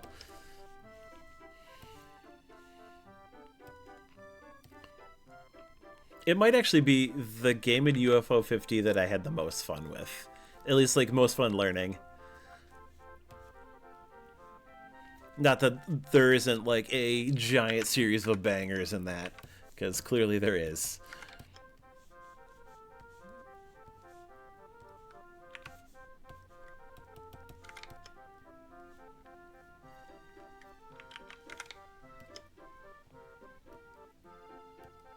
But hot dang, is it fun to play through? Is your favorite alongside Mortal 2? Interesting. It's cool to see someone have that much love for Mortal 2 like that. I feel like I don't know a lot of people that had a big love for Mortal 2 in that way, other than just like playing through it once or twice. I feel like Mortal 2 is one of those games that I would really love to see like an expanded version of. Just because like the mechanics are so cool within like the confines of like how that world is made. Do people dislike it? Crazy, you loved it. I feel like I don't know people that disliked it, but like I feel like I don't know anybody that was like, wow, Mortal 2 is one of my favorites. And I find that interesting. Speaking of UFO 50, you're about to go meet up with Foo Bands. Oh, awesome. Tell them I said hello. You also love Star Whisper. You're crazy like that. I gotta get back into Star Whisper and finish that. It's tough. It's real tough, but in like a good way.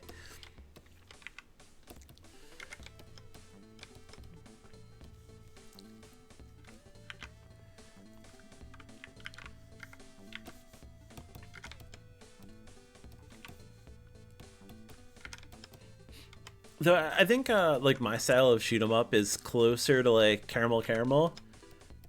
Like I love very like environmental kind of stuff. You can't beat the third stage when the asteroids show up. I've cleared it like twice, and I just like didn't have enough lives slash power left to like you know, to survive the fourth level. Yeah, that third level is so nasty. I have an issue with like my eyes have a hard time focusing on the purple asteroids. So like I miss them a lot, and then I'll just like get clocked by a random asteroid just because I'm just not seeing it.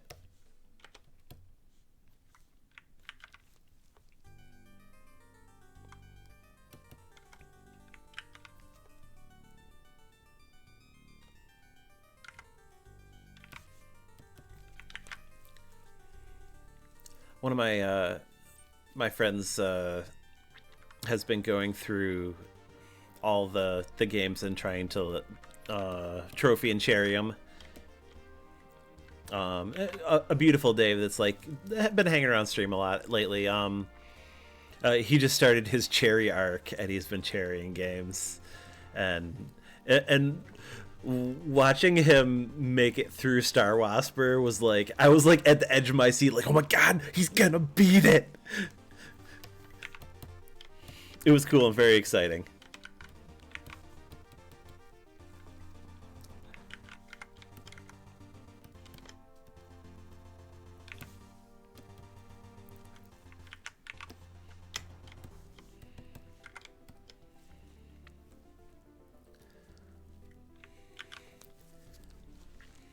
You got the cherry for it on your first clear because you were also scoring. You don't know if the ending is different or what. The same with Divers. I feel like there's a few of those games that, like, if you're clearing it, it's also pretty likely that you're going to cherry it. I kind of felt the same about Rakshasa, too.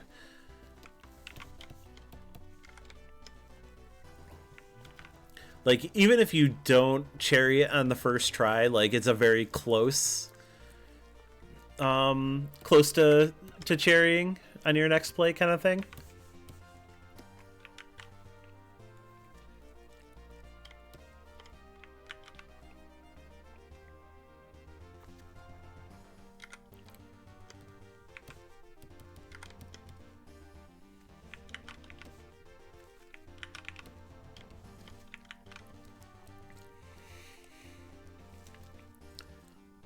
Yeah, you see it where in other games it's a massive jump to difficulty. Yeah, yeah, or like a very like a different skill set or something, or like a almost like a second game within it.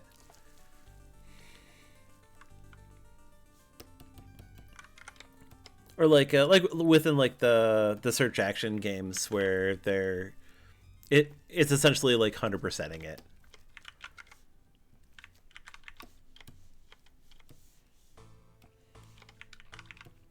Also, I'm feeling a lot happier with how this is kind of come together here. This is feeling a lot better now. Though I still might change this black color when I'm done here. Which actually isn't black, it's like a, I don't know, a dark blue.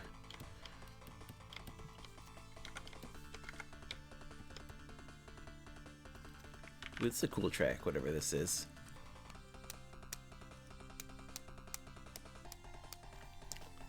BG Rocks are really coming together. Thank you, thank you. I'm starting to feel like there's more like depth to it, and like that was really my goal here. Was to add a lot more depth.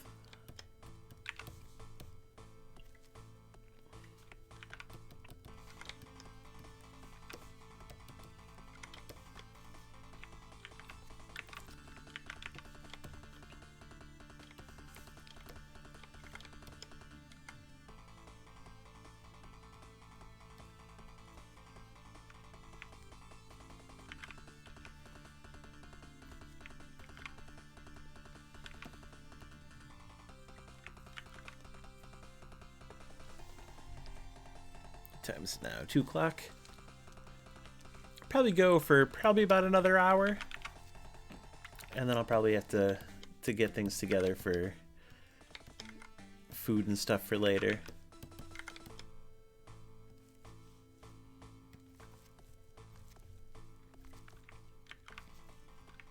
Not that I'm like really like planning on like taking off right away or anything. I just want to make sure I was not just spending the entire day doing Karnov art as much as I would like to.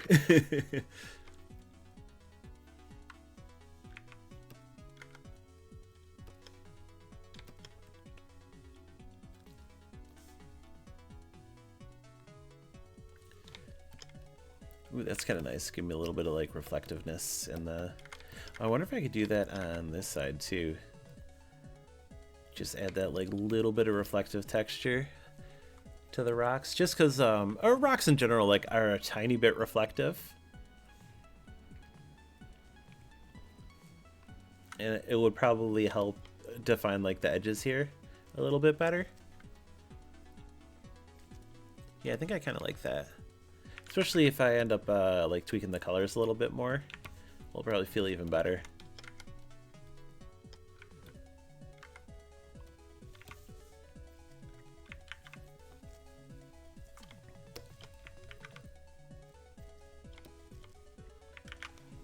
Just because right now they're like right on the edge of like that brown and gray being like a little too close together in saturation.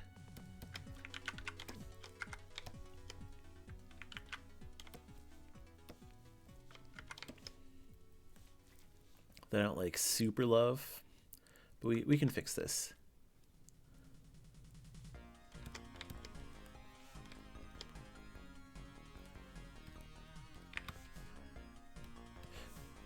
I might have went like a little too hard on some of these. Like just had like that little bit of reflectiveness.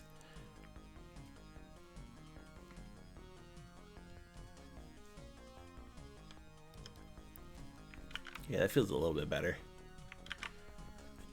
Not quite as harsh. Gotta head out. Thanks for streaming. Have fun. Thanks so much, First. I really, really appreciate it. Go have fun with Foo Bands. Go hang out, have a good time. Hopefully if you get some food, get some good food.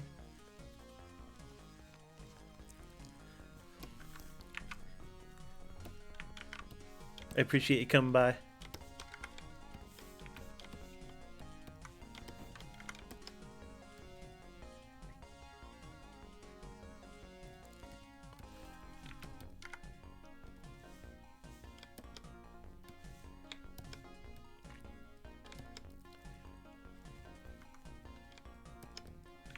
Oops.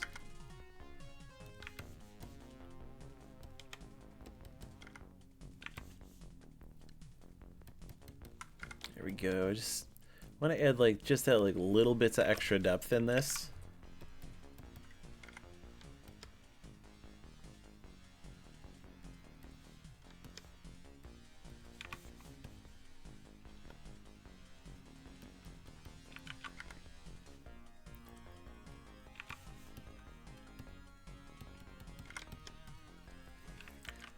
It's always interesting trying to like get more shape out of like so few colors and like so much like flatness, especially where you want to I don't know, like really push both like the texture and how something feels.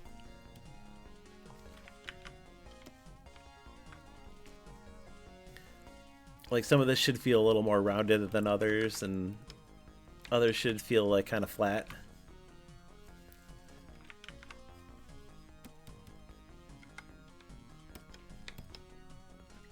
Like there's one or two spots in here that I should probably just like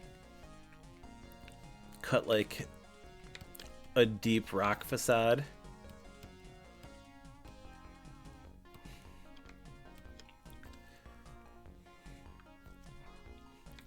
Just make it feel a little bit more like natural.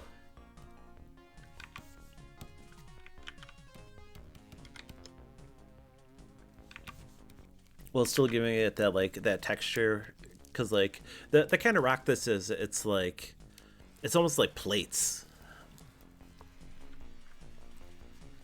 which I guess is pretty different from the original designs that are like almost like pillars built up from rocks, which is weird but interesting. Here, let me turn off all the I don't have it in this. Heck. But they're like very like vertical pillars that are built up of like, it almost looks like stone bricks. It always felt a little like awkward to me.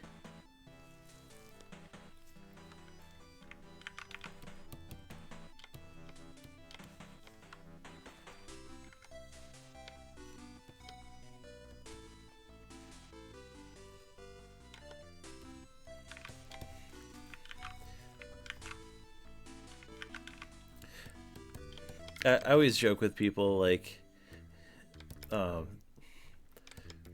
when you're talking about like becoming like a pixel artist or something, like you never realize how many rocks you draw. So many rocks. I draw so many rocks.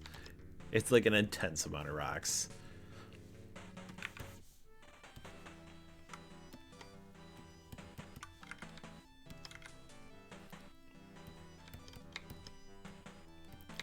I wonder if I could make like a separate little like outcropping here. Like this has a little bit of. Oh yeah. And you have to differentiate them, but you just run out of rock ideas. Yeah, yeah. Like, how many like rocks that are just like this can you make, or like that are like semi-round, or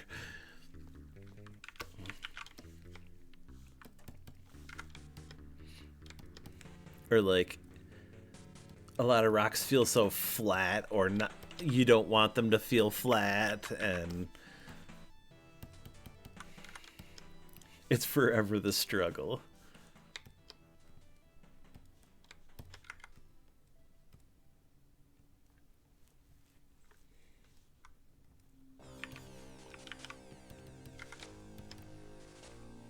But also there's like it's interesting to like research rocks because there's like so many different types of rocks that are like built in different ways and made up of like different materials, and why the different materials like create like different patterns of rocks, and like how it creates the different patterns, and like looking up like volcanic rocks and stuff like that is really cool because there's like a lot you can do with that. So like there's still a lot within that just one world. It's wild thinking about like I don't know, as an artist, like how much you just learn about the world just from researching how things are put together. We talk a lot about like learning like muscles and stuff like that when drawing uh, either like humanoids or like animals and quadrupeds and stuff like that.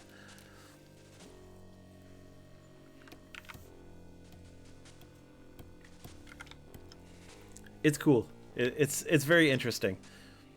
I want to I want to know everything about the world so I can make better art.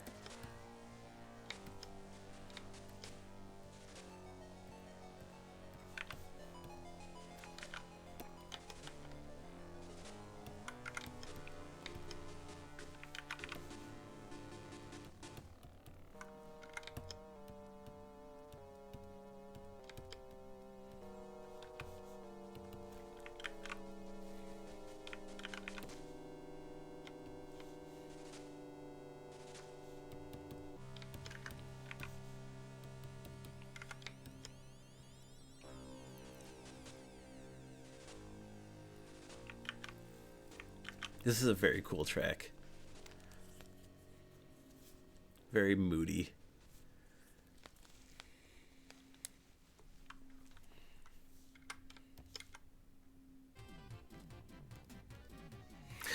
And then the absolute opposite rolls in.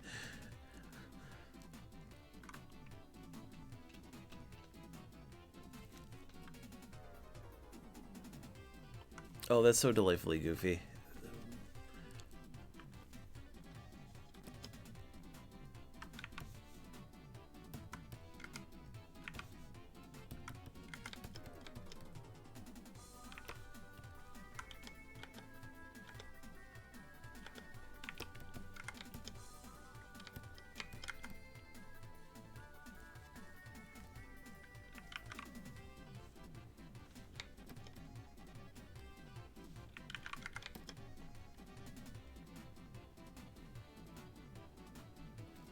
I like that snare sound.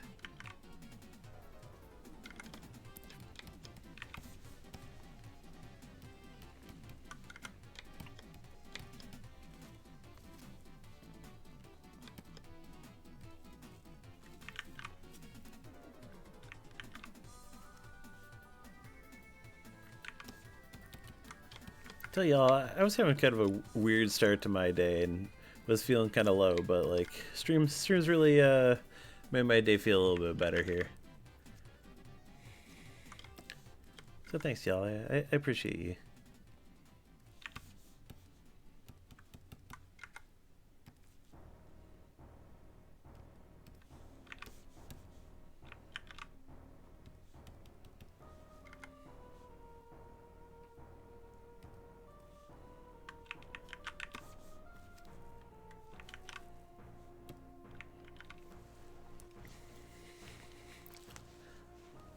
Good to hear I'm doing better. Thank you, thank you. It means a lot.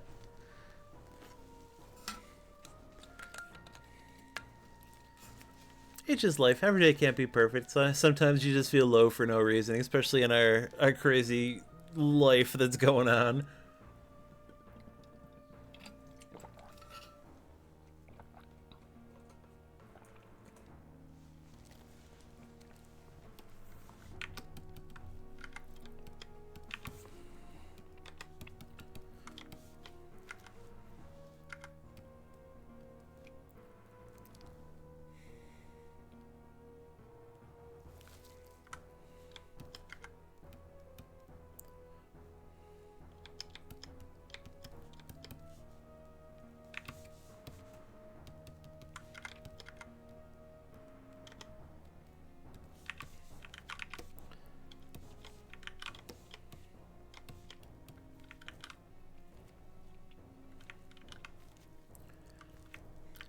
Still don't know what color these rocks are gonna end up being. It feels pretty close to what I want it to be.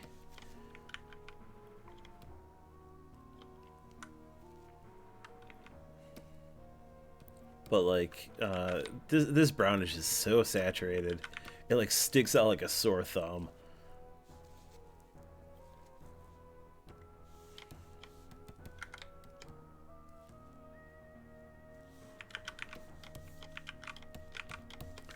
I might try for like maybe like a desaturated yellow or something. Ugh. Maybe if I had like a color like this that was like just a little bit darker. Maybe it's too dark. But I think like that's the idea, like somewhere in between there. I think this is actually the color I'm using. Yeah. We'll find something. We'll find something cool. There's a lot of like weird mid colors that can probably be made use of. Even that's kind of cool.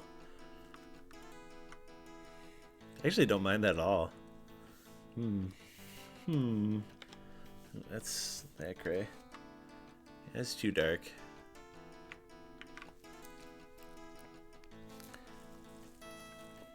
So this is still like a little bit saturated, especially considering it's like one of the colors that I'm using for shadows in the foreground elements. I think I must want it like lighter than that. I think this might be too light here. Yeah, that's probably too light, yeah.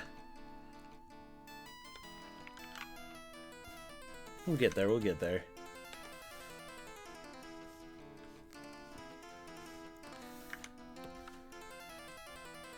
I feel like I like just need like one more set of like desaturated colors.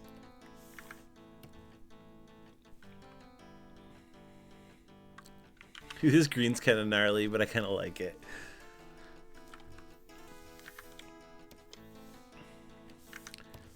Like if I did the green with like that yellow maybe. Because then we're getting that same level of like saturation that the buildings and stuff are. I use the brown as the mid color maybe? That's not too bad either. And this actually matches the original arcade stuff.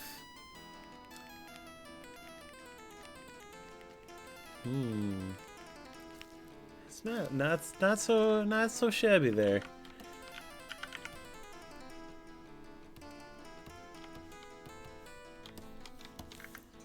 What gray is this?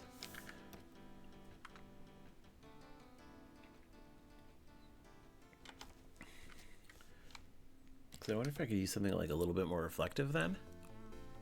Even like this like purple is kind of nice, or like a light blue. Pink is too much.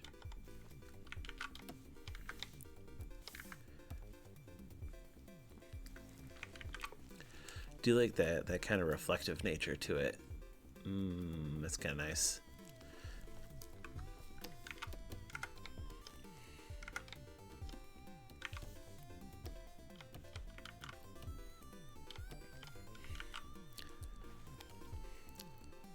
Y'all, creating is never a straight line.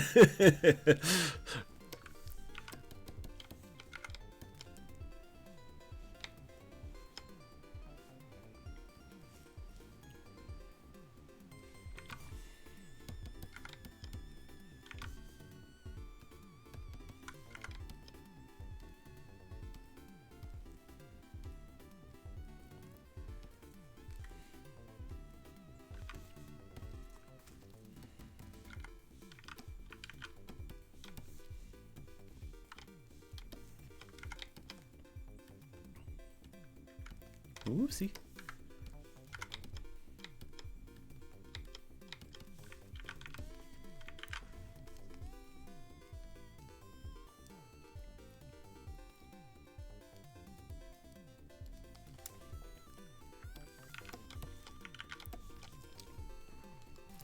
I'm excited to like start getting into like the characters and stuff and like make the UI and all that kind of stuff. Been thinking a lot about how I want to redo the Karnov UI, because it's such a weird I don't know, just a weird UI, and it's like very confusing. And I wonder if like it wouldn't be better to have like a simple like inventory system. I'm trying to see like how many slots are in the UI? 1, 2, 3, 4, 5, 6, 7, 8, 9. So you could probably do like a square grid system, kind of like what's the name of that game?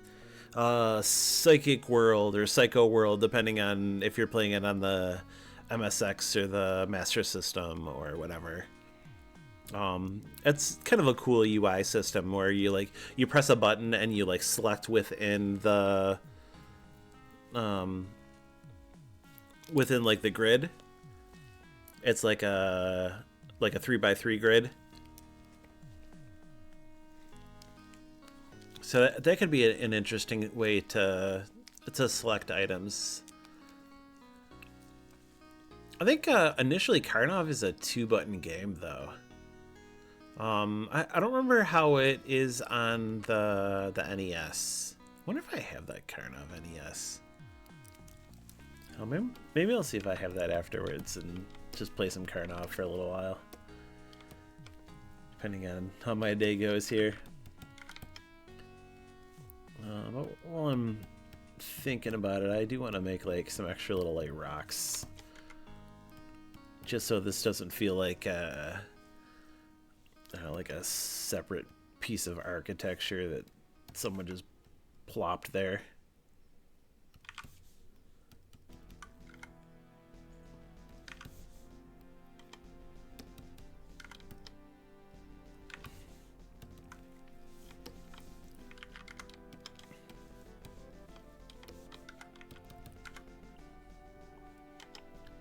Even like this could like use a little bit of, yeah, something like this here. Just make it feel a little bit less static.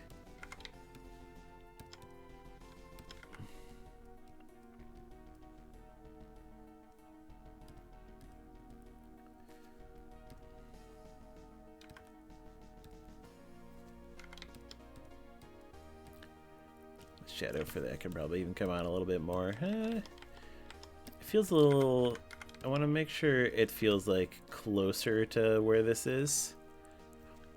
Ooh, you know what? I could probably put this in front. Make it like a rock that's sitting in front here.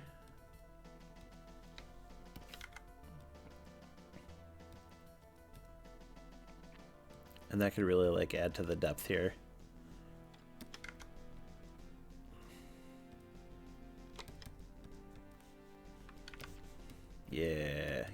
okay.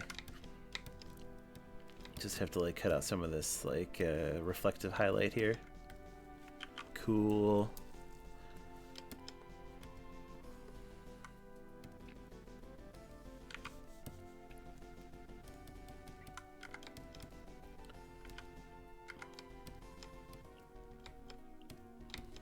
Make that feel a little more rock-like, a little more organic.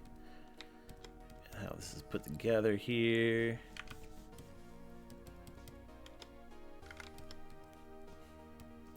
Anyway, a little too hard with the shadows here, I think. I want to imply it, but not force it.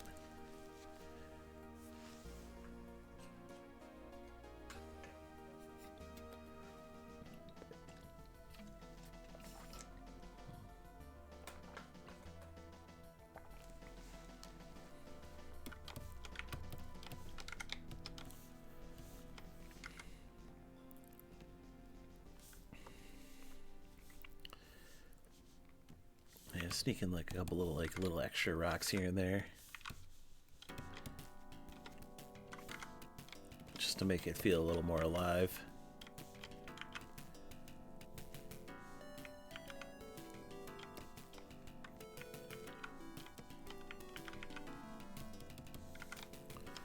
Even here could probably use like a rock or two.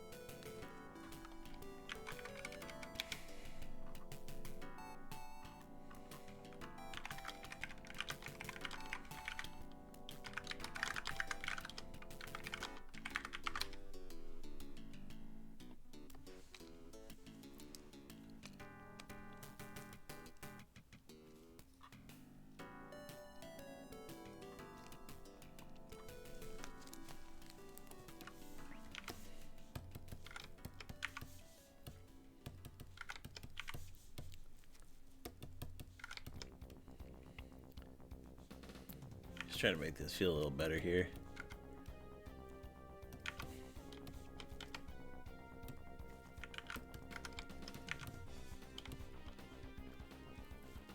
That's not too bad.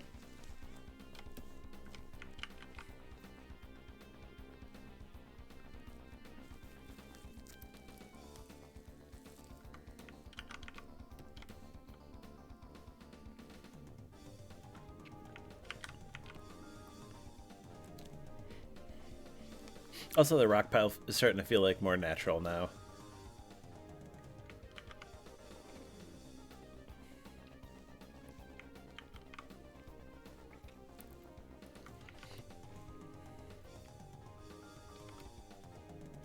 I almost like wonder if there shouldn't be like something that kind of like connects this space here.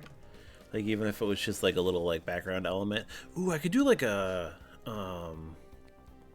maybe like a fence or something?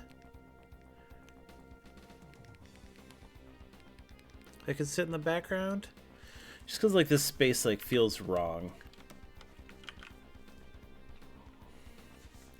So what does the original game have? It really doesn't have anything like that. That's so interesting. That there isn't like a background like greater delineation.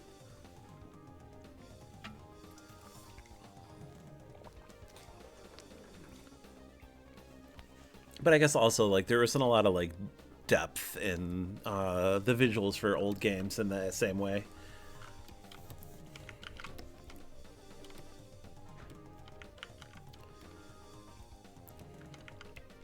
But this is already feeling like way better. So I wonder what I can do with this shadow color. I wonder if I could use like maybe this like blue or something. It's not too bad.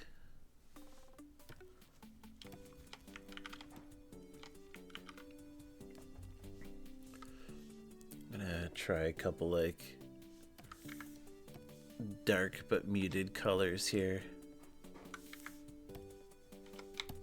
Probably even like use this color. That feels like too far background. Like it's like too far back when I do that. As much as I appreciate that saturation.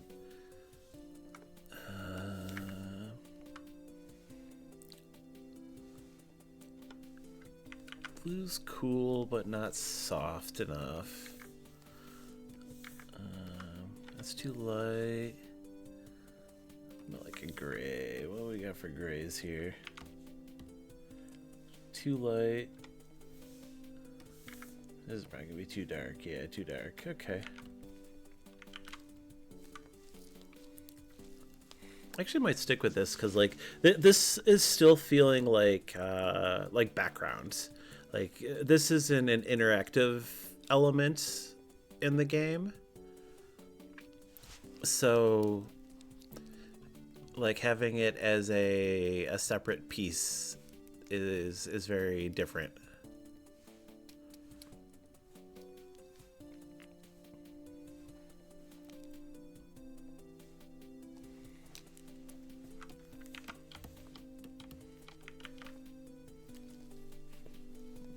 I think that's part of the problem I have with using this like dark black, where like it feels appropriate in the city stuff, but like something about it doesn't feel right here. Or I should say this dark blue, but it's like too much.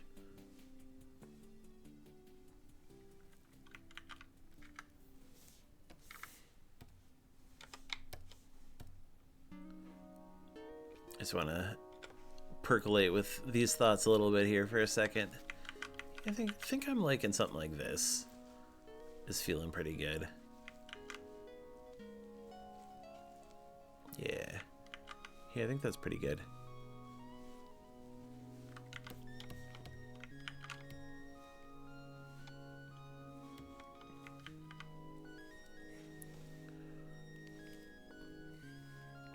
I guess I could probably do like an old world like stone fence.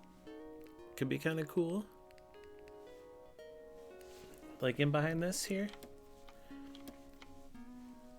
where like it would kind of sit in like this territory. I guess it would probably have to sit like a little bit lower because I mean technically it could probably sit higher depending on how you want to conceptualize a fence. Because like there's either like fences that are sitting like I don't know, maybe like shoulder height. Because Karnov is probably like 32 pixels tall. I'll probably make them. So like this would probably be like shoulder height. And then there's like fences that would be like above your head, so you can't see above it.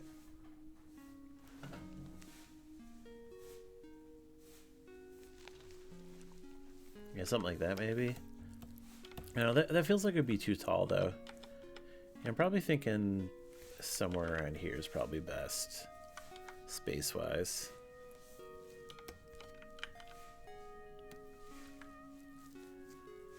I wonder if it's like color like that is probably too much. Yeah, maybe this like dark gray, and then I can use a little bit of like this blue to well, that's weird too though, because this also sits in the same color realm as that. Oops. Oh, you know what? I need to be careful about what color I'm using here. Light blue is too much. Oh, the dark kind of blends in.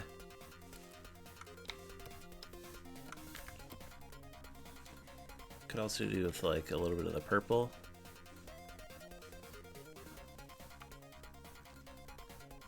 Something in that realm.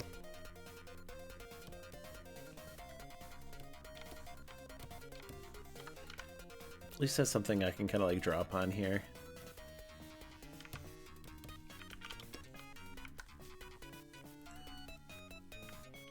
essentially like do these like old bricks.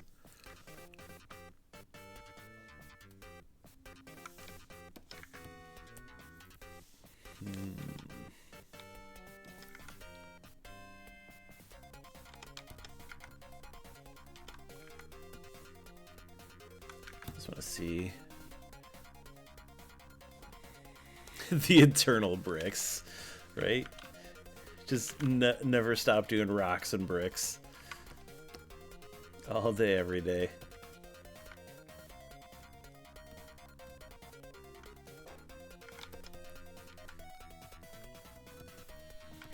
It's fine though.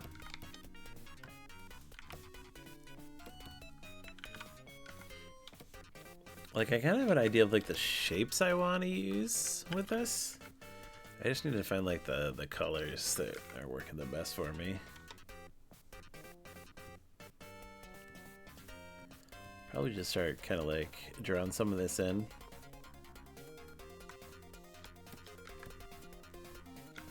And then we'll fix the shades.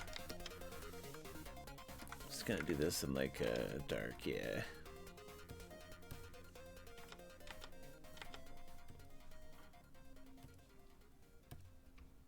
So we'll kind of have like a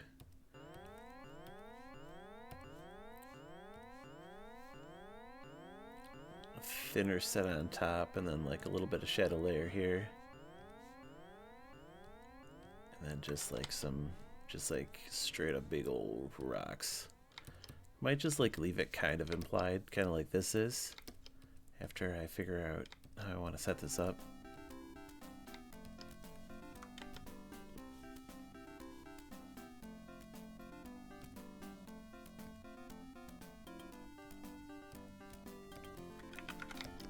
It's like there's not really going to be like a lot to this.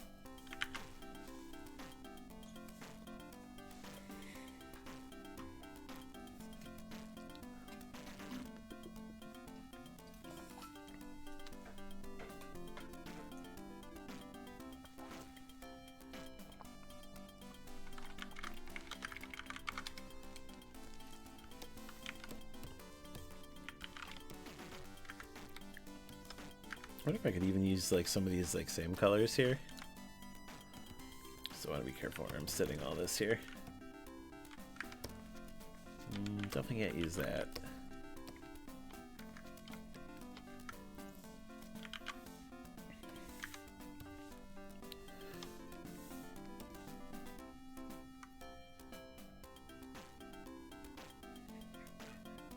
How do I want to do this?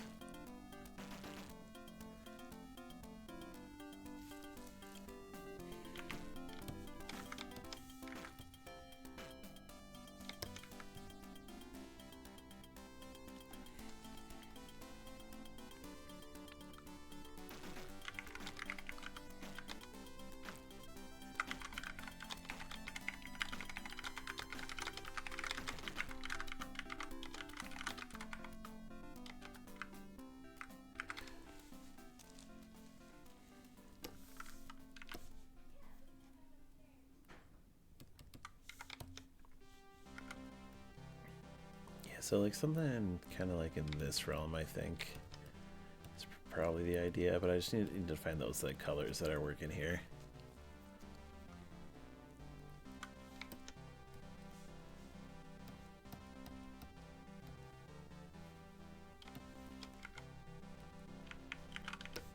Oops.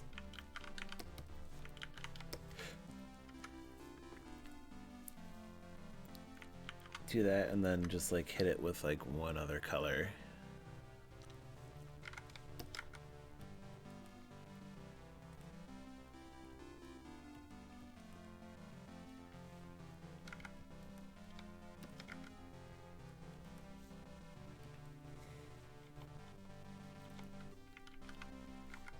Maybe just like a little bit extra detail. Maybe less detail just because it's like implies that it's like a little further back, so like you're gonna see a little bit less of that.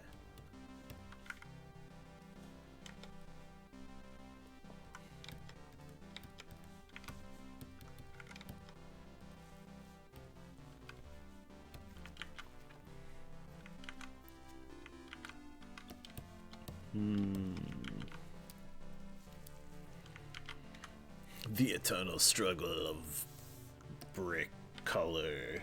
Ooh, I see a kitty. Who's down with me? Is that Luna Cat? Hi, Luna Cat. You being a good kitty?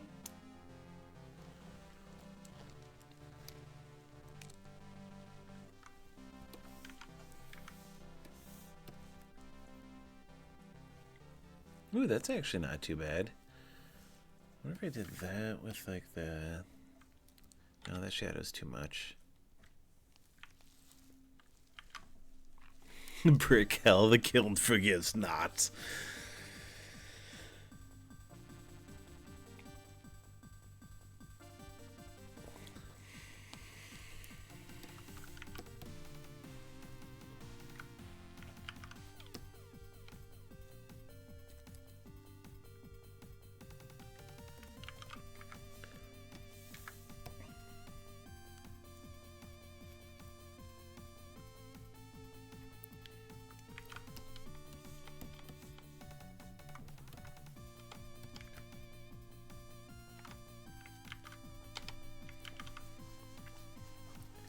Yeah, you finished doing it yourself. Nice, nice, good job.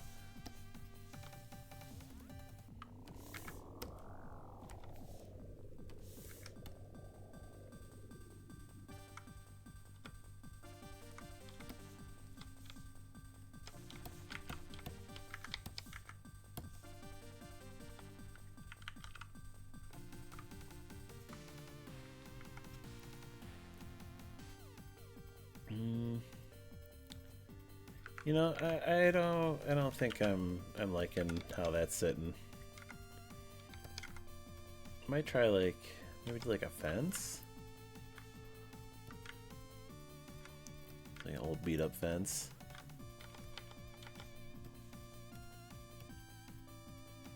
I'm just gonna like scribble some stuff here, see if that sits right with me.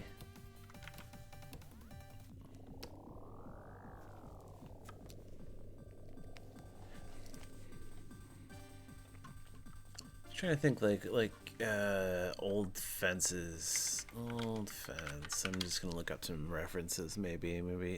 But like I guess I could probably do like a kind of like a simple wooden fence.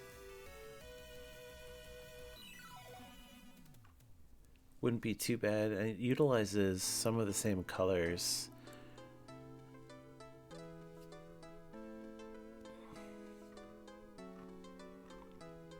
Maybe without like too much overlap.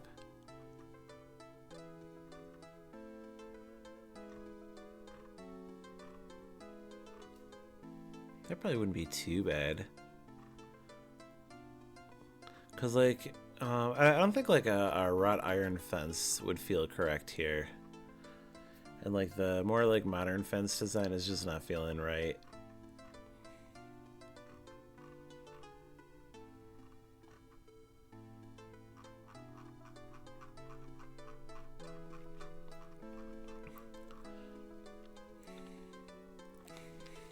I mean, I just could be overthinking this too much too.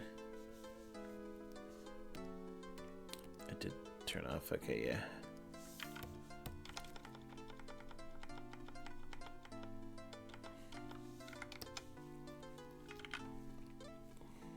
Just that little gap is just bothering me for some reason.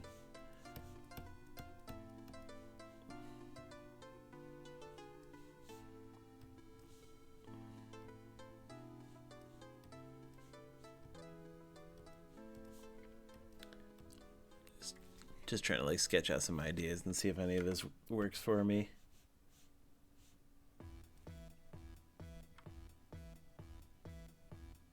It's not too bad. And I could probably use like this like gray here. It's just like a little bit without like making it feel too bad.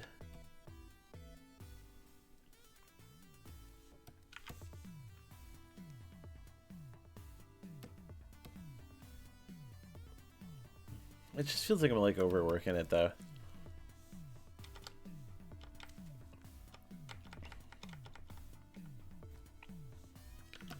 It just feels like there just like needs to be something simple in the background here.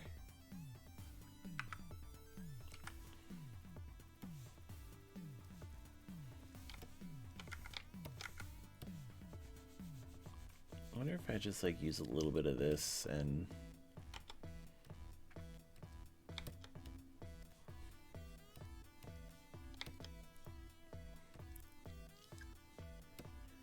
do like something along this line maybe?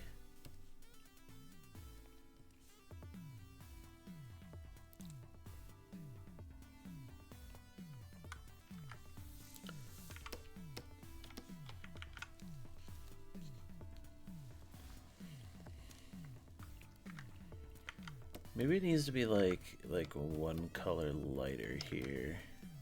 Oops. Somewhere between this and this, which is like 2 colors in that same ramp. It's fine.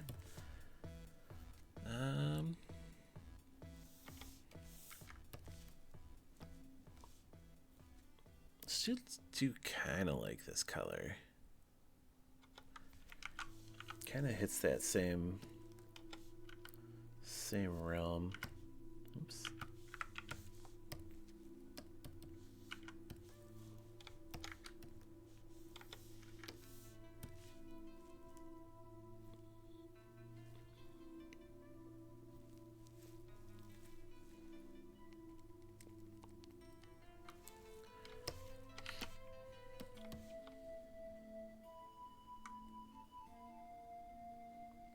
Really keep going back and forth on this. I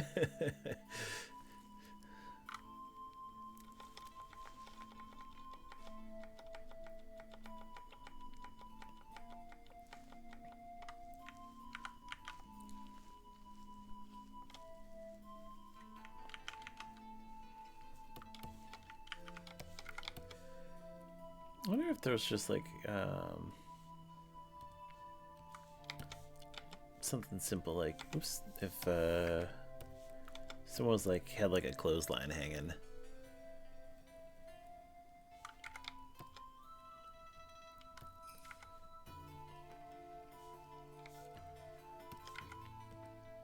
Like do that with like some kind of like clothes hanging.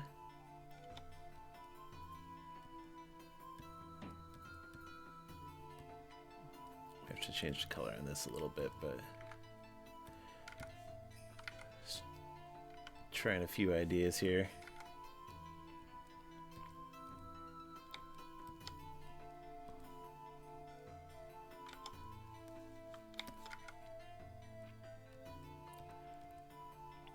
Just like old tattered clothes like hanging on it. I have to move this rock though. Get rid of that rock.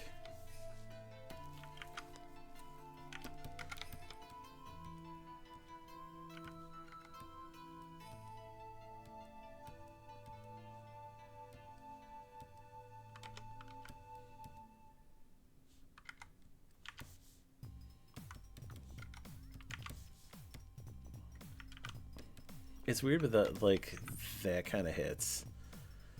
But I do want to move this up a little bit, I think.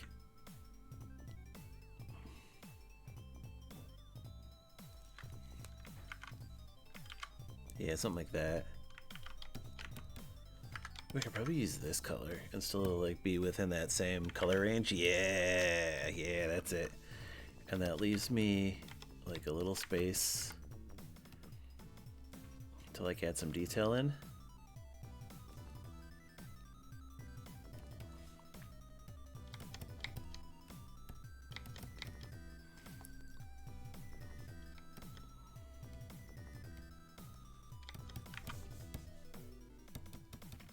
Yeah, that's too much.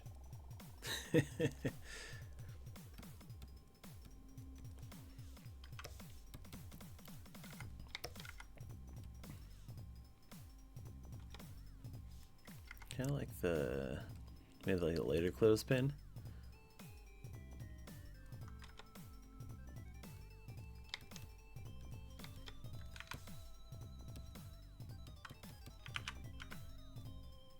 A little tear in this one here.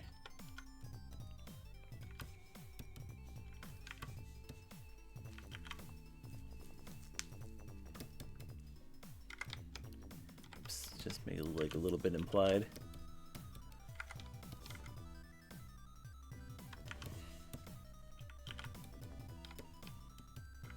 I can bring that.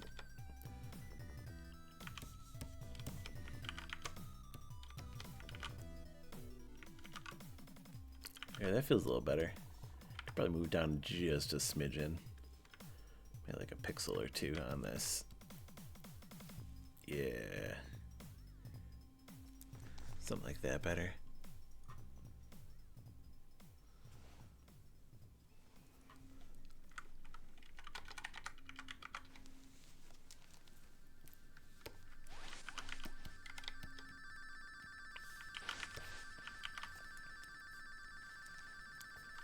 Yeah, that definitely feels way better. And that fills that little bit of space there. That just like something wasn't right there. And it applies that like someone actually lived here at some point.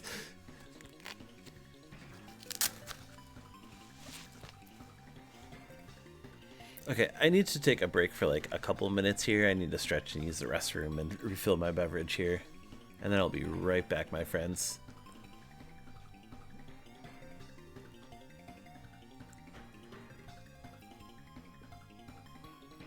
BRB.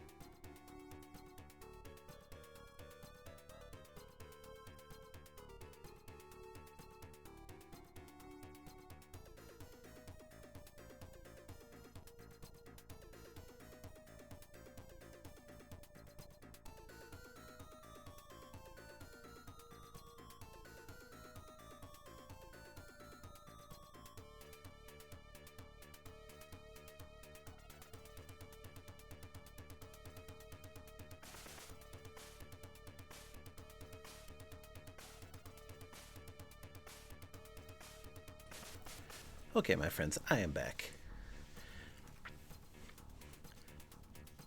Grab myself another fresh cup of tea, do a little stretching.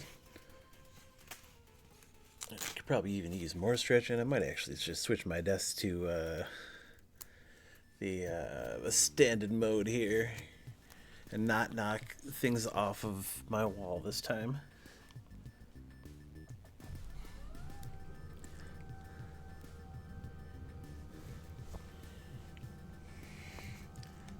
Return of the King. You're sending me a thing real quick? Uh-oh.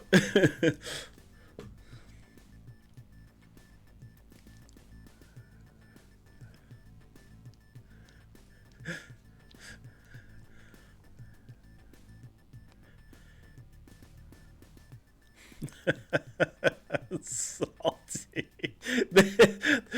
That animation, oh my goodness.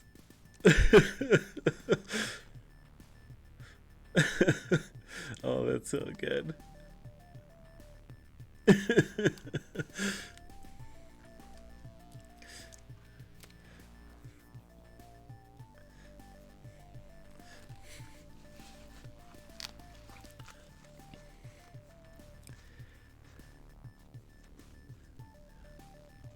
You wanted to capture the, I guess it's a tap on my hand. Yeah, yeah.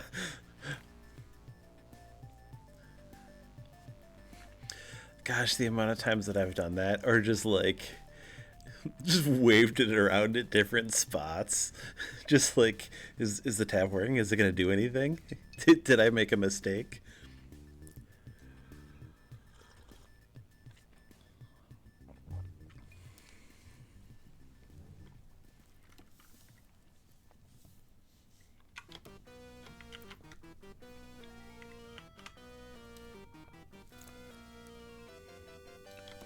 So the good news is I'm finally feeling better about this like background assets. Like that this is feeling more what I wanted to do here. Um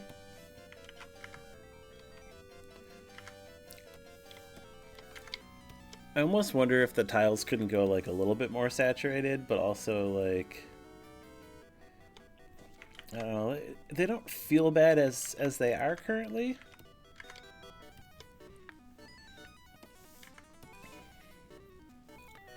Just want to try a couple different like configurations here.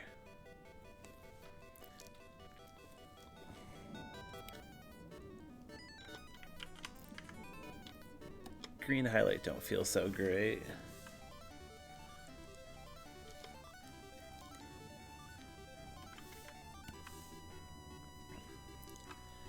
And like the yellow isn't too bad, but like having it so close to this building is probably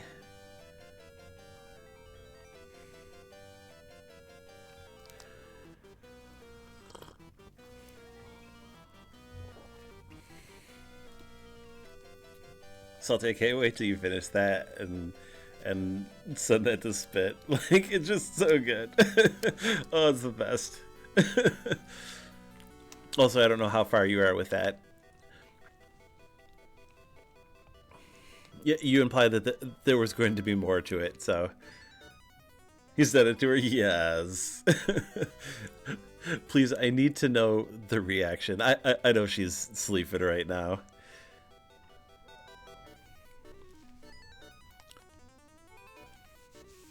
Thing is finished. Okay, cool, cool. You don't have any more to it.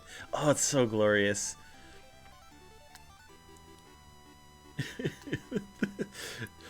The little like with the tap is so good. You rendered the entire thing and realized the emote crop is so small. I think the crop really like makes it though. The amount of times that I'm like I make something and I'm like, you know, I need like half the frames that I used or something like I don't know. It's just one of those things. There's nothing like a good edit.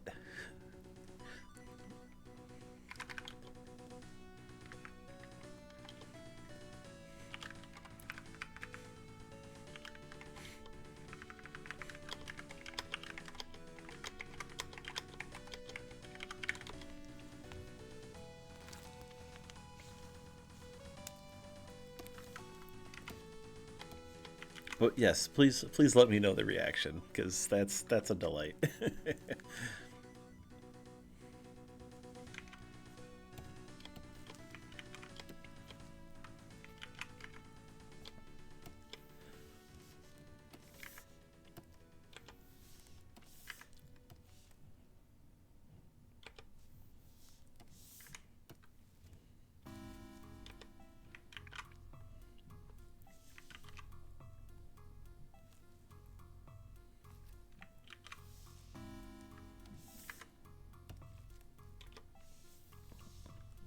Just want to play with colors for a minute or two here before moving on.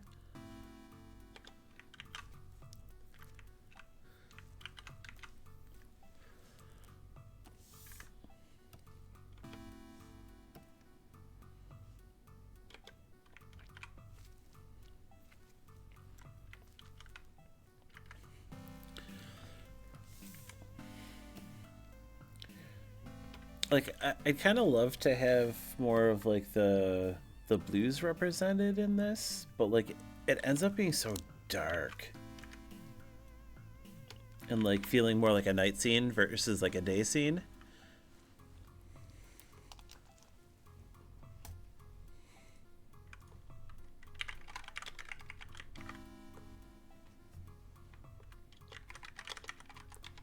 You like the gray? Okay, okay.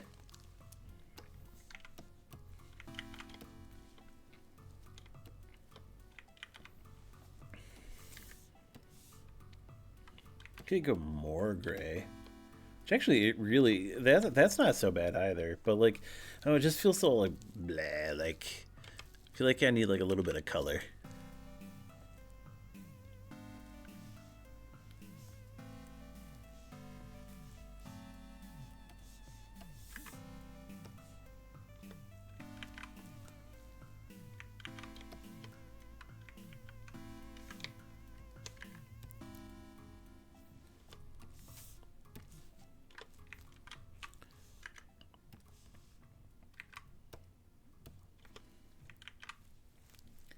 Yeah, I think this is pretty good, like scheme wise.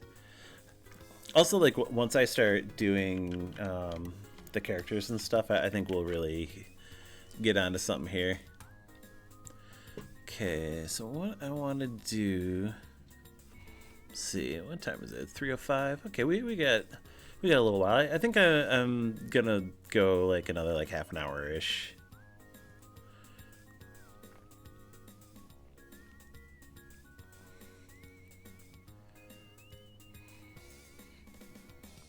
I know I got Karnov sprites here somewhere. Where are you?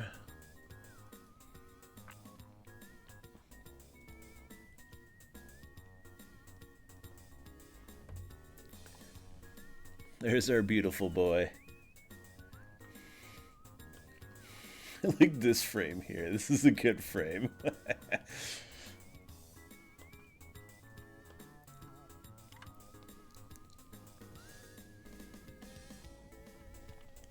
Gotta get going. Gonna start programming that collab game. Cool, cool. Enjoy. Thanks so much for coming and hanging out for so long. I really appreciate it. Good luck with making your game. Can't wait to see it when it's done. I'm sure it's gonna be awesome.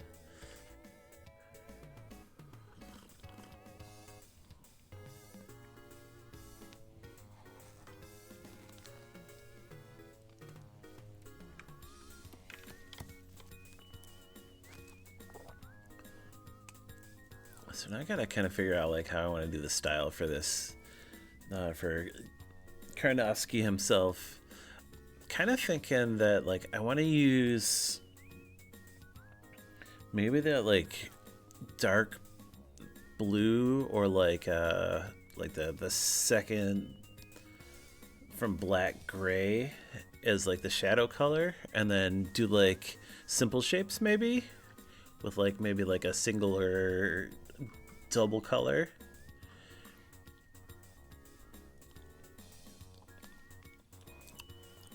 Kind of want to like avoid doing like black outlines as much as the NES Karnov like really like leans hard on some of that.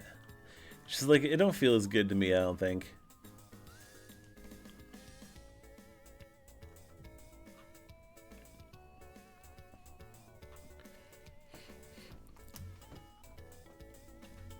Also, I want to open up my Karnov here. Our lovely lad himself. I just want to like do a little bit different style than this.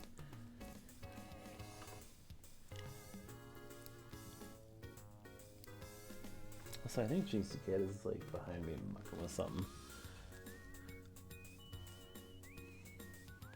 JCK, you being a brat back there? Where are you?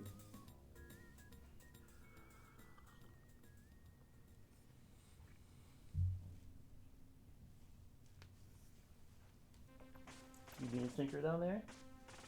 I don't know. She's a sweet little girl. I love her.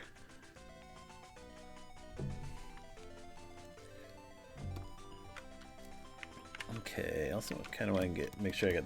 Oops, that was wrong. I want to make sure I got the sizing right here.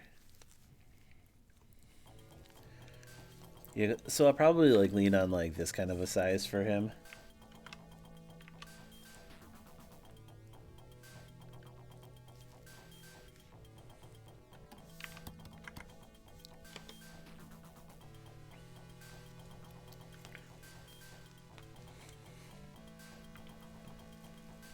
I almost want to use like his like kind of like jumping frame. Like I really like this jumping frame.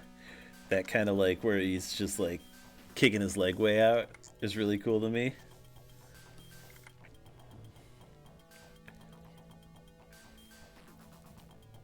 It also feels like a run frame to me for whatever reason.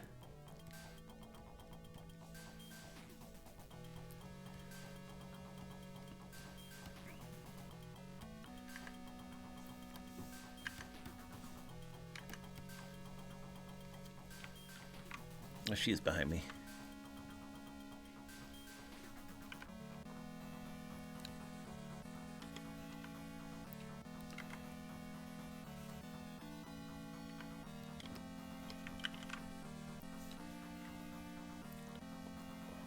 I definitely don't want to like go too hard on the colors.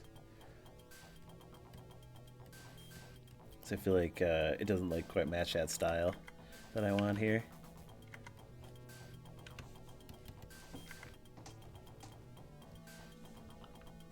What you doing back there, silly little kitty?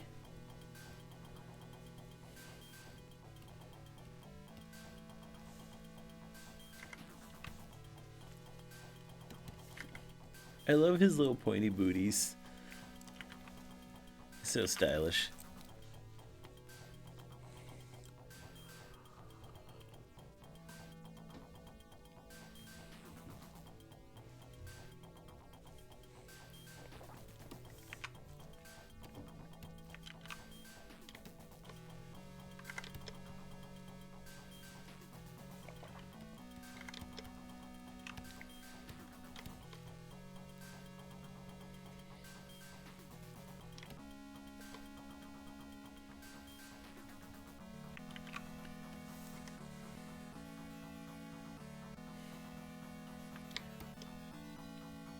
The other thing great about this pose is like his little like arm just like ah. It's so good.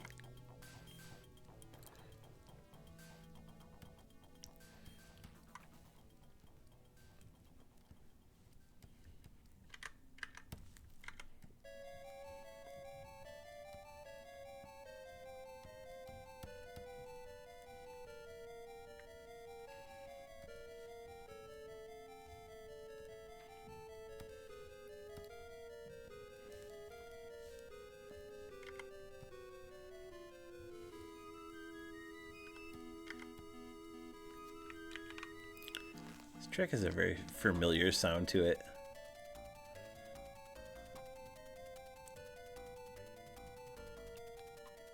I don't think I'm familiar with the game. Huh.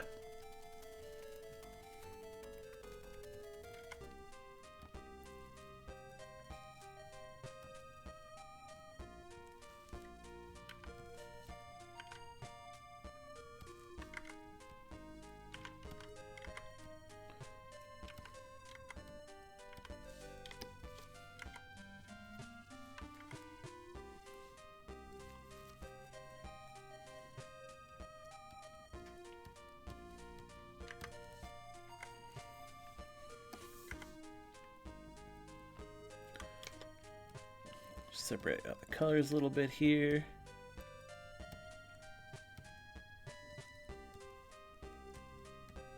It's almost like he's like shoulder checking something. I love that.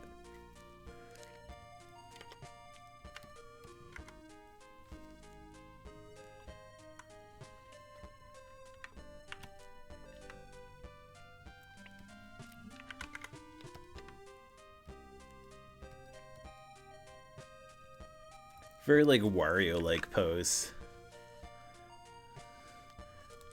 Artist now celebrating Karnovember. Yeah, we do. How's it going, Cage? How's things been?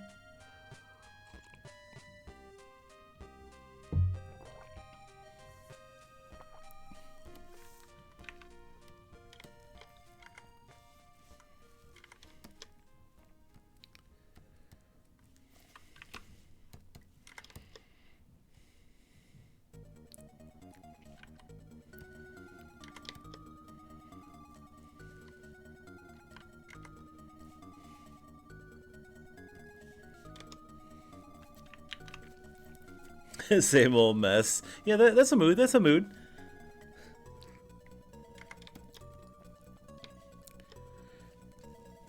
I'm still out here kicking.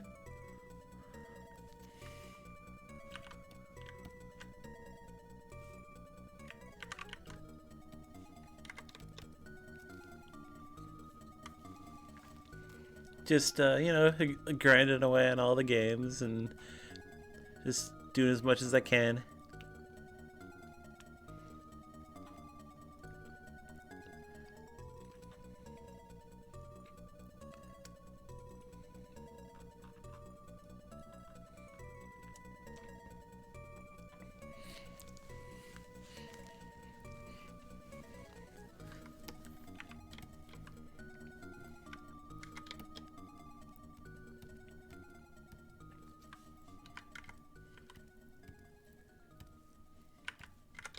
I think I want to like taper off his pants a little bit more. Just because I think that's kind of fun.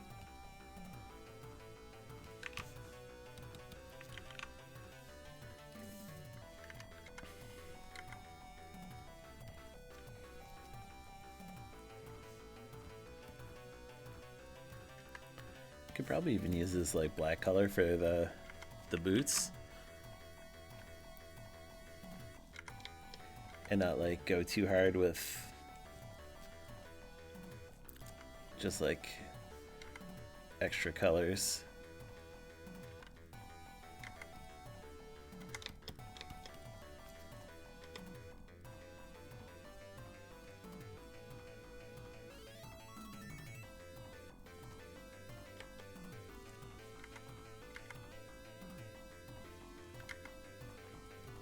Maybe just use like the black shadow for like the bottom leg here.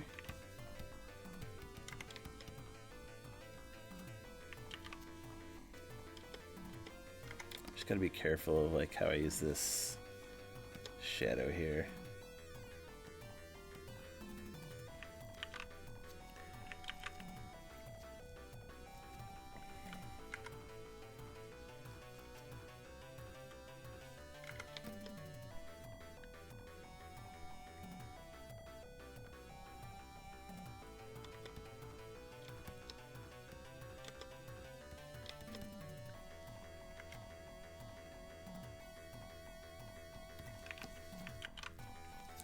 The arcade Karnov spread's actually surprisingly cool.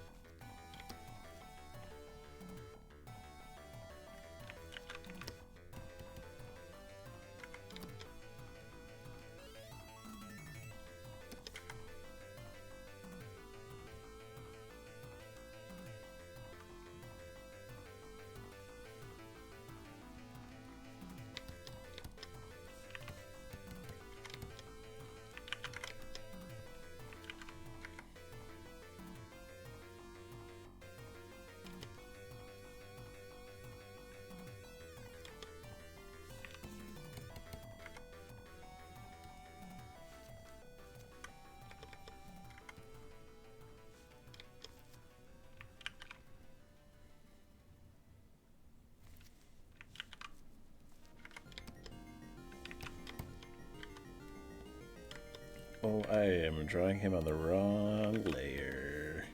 That's fine. That's an easy fix.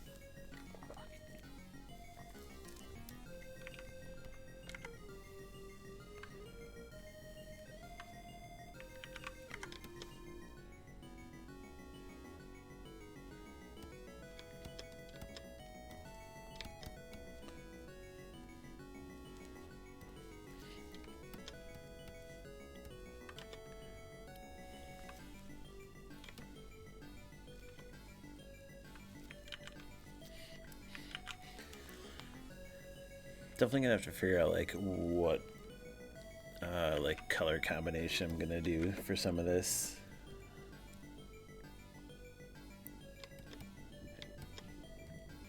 Oh, sounds like kitties just got fed. Maybe? Or they're just running about. Maybe post-fed zoomies?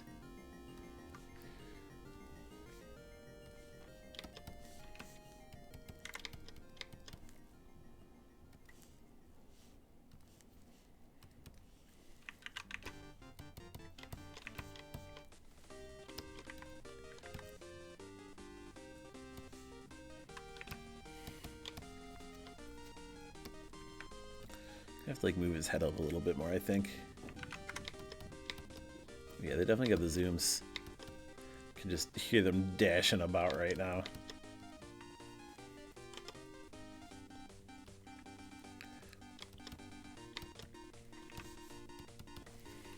I want that like face, so like he's just like spewing fire.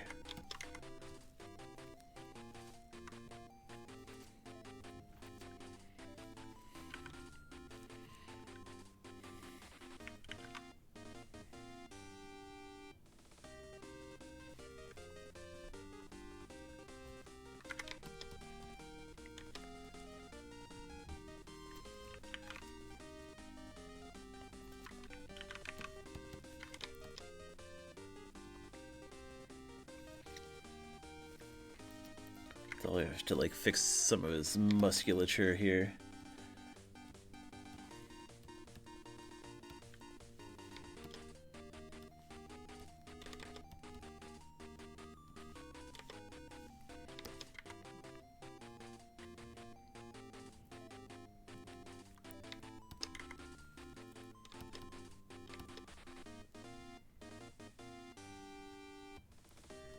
But I could do that kind of in the next pass here.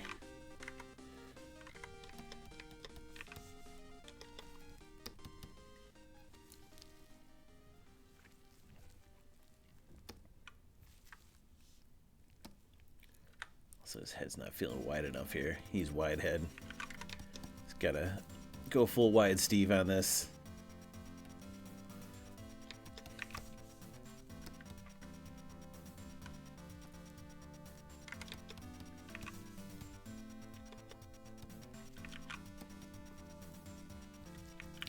He's getting there. He's getting there.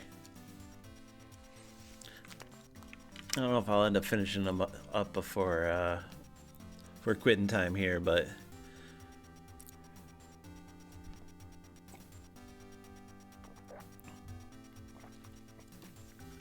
starting to feel that Karnovsky energy.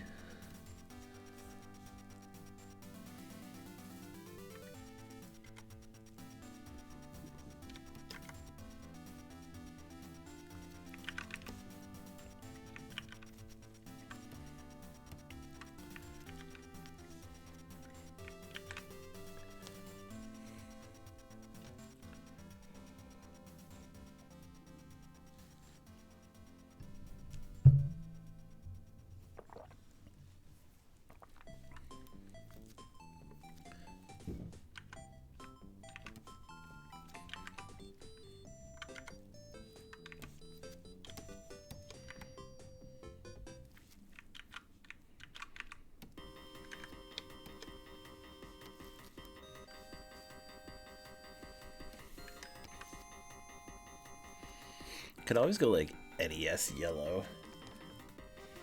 So I do kind of like that, that vibe for him. It's very cool.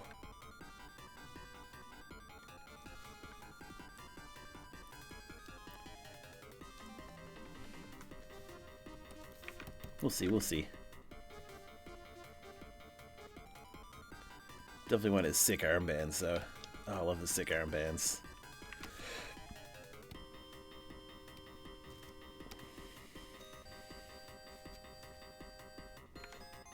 I think this leg needs to kick out a little more, too.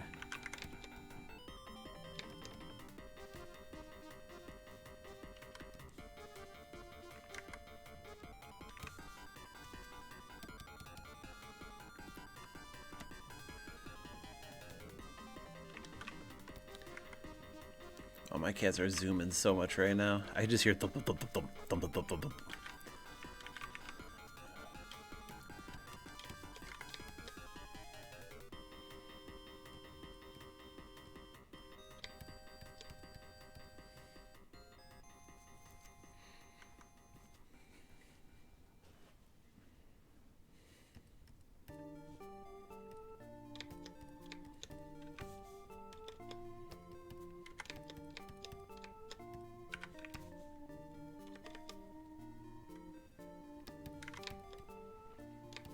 Actually, the armband would be like this direction.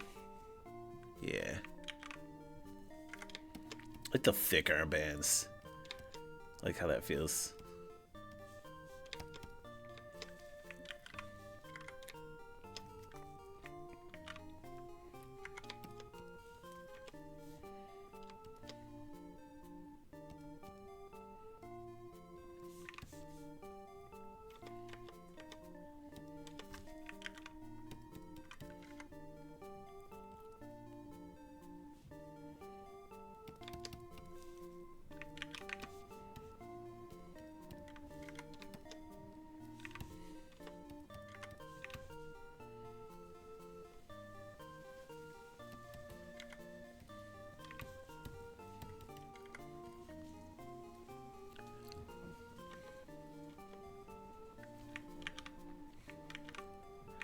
Like the little head divot.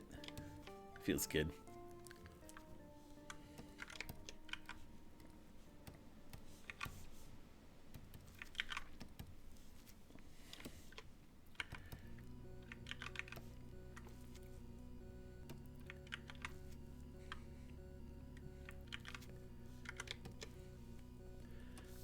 Let's try like a brown or something here.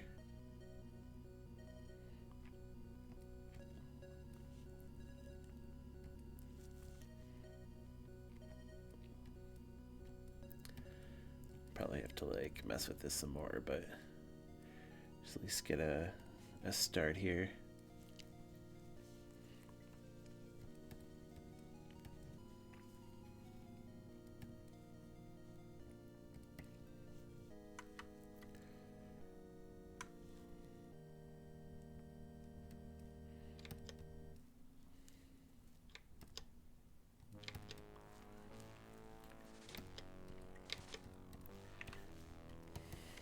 Like able to feel a little jacked.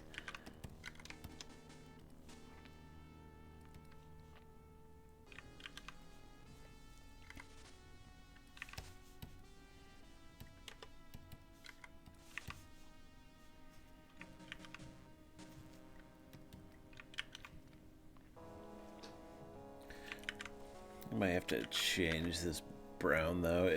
It's too close in saturation with the red.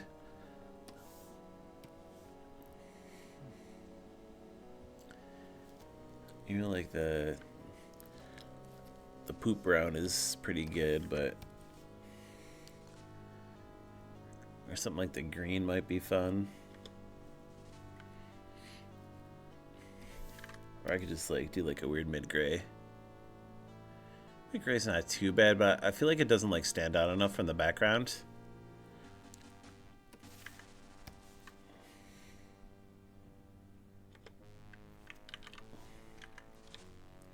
He's really got to sit in that right realm there. That's too close.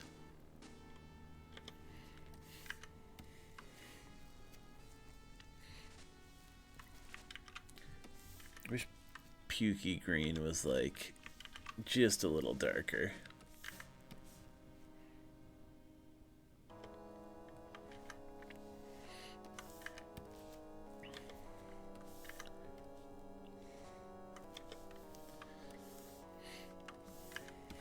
Oops. I do kind of like this like weird blue though. It's kind of nice. Gives them some like pretty dark shadows, which is kind of cool.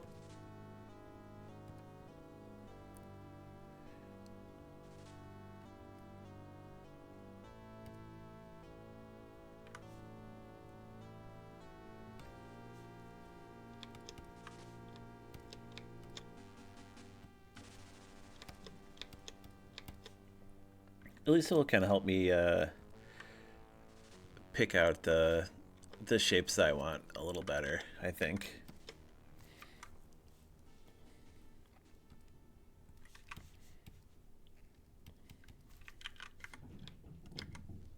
There goes the kitty zoomies.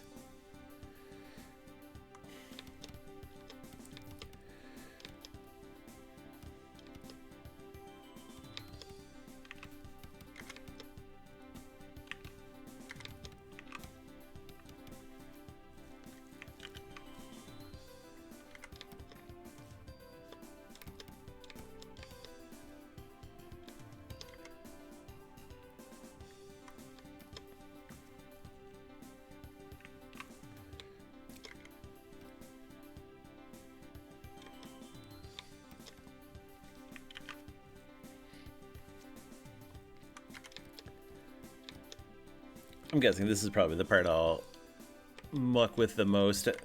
Even doing this Karnov over here on the right was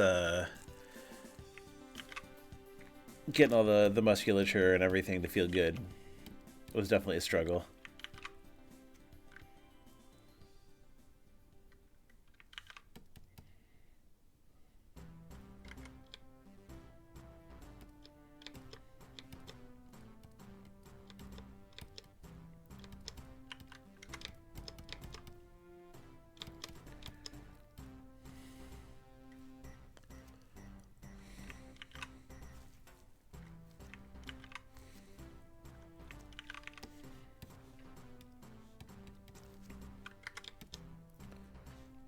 I can definitely tell that he's going to get some color iteration.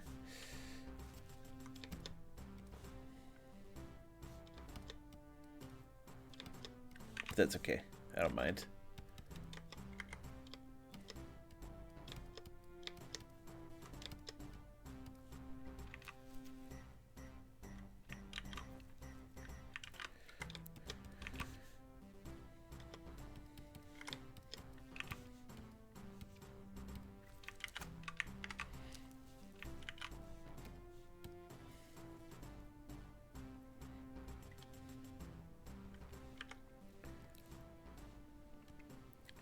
Still don't feel wide enough.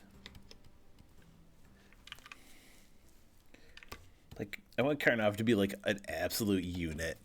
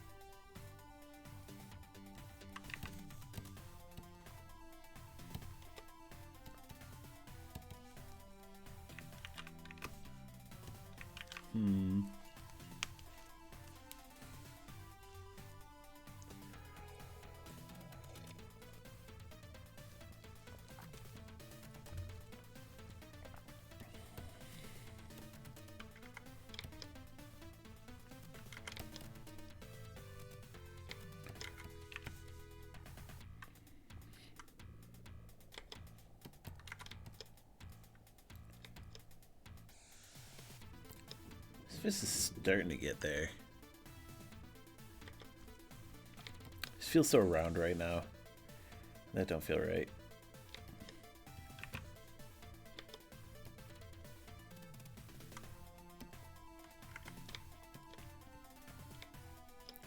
probably don't need to like add a little bit of that and then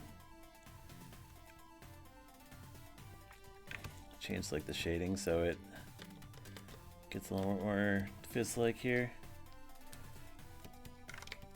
It's very interesting how they, the original game kind of has it.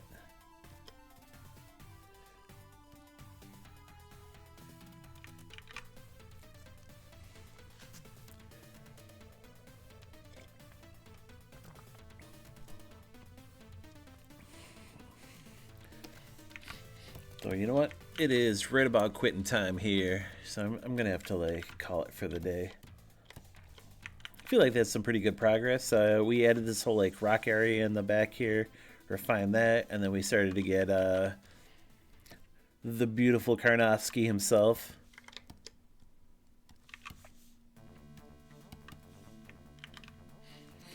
And hopefully, you know, we can finish him up soon. Got to do it before the end of Karnovember.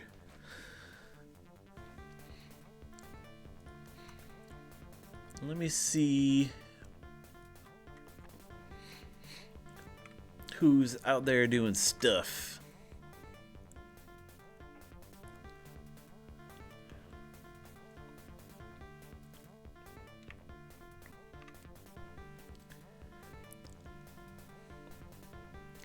Do we want more art? Do we want some games? Degenerate stuff doers.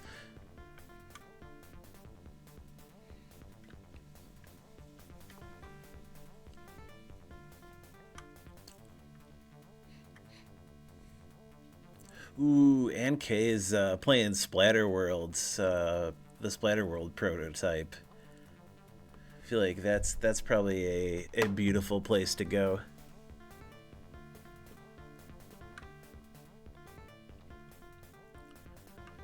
Let me check just a little bit more.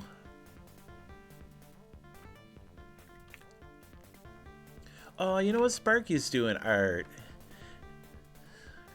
And we can go on the other end of pixels here. That's a good place to go.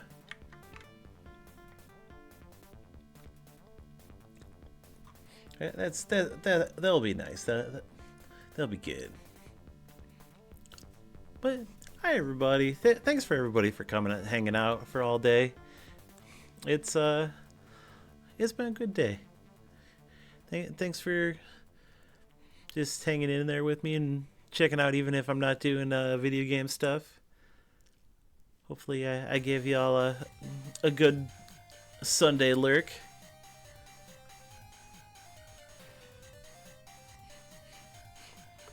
And I know no Spit has gone to bed, but thanks Spit for the raid earlier, and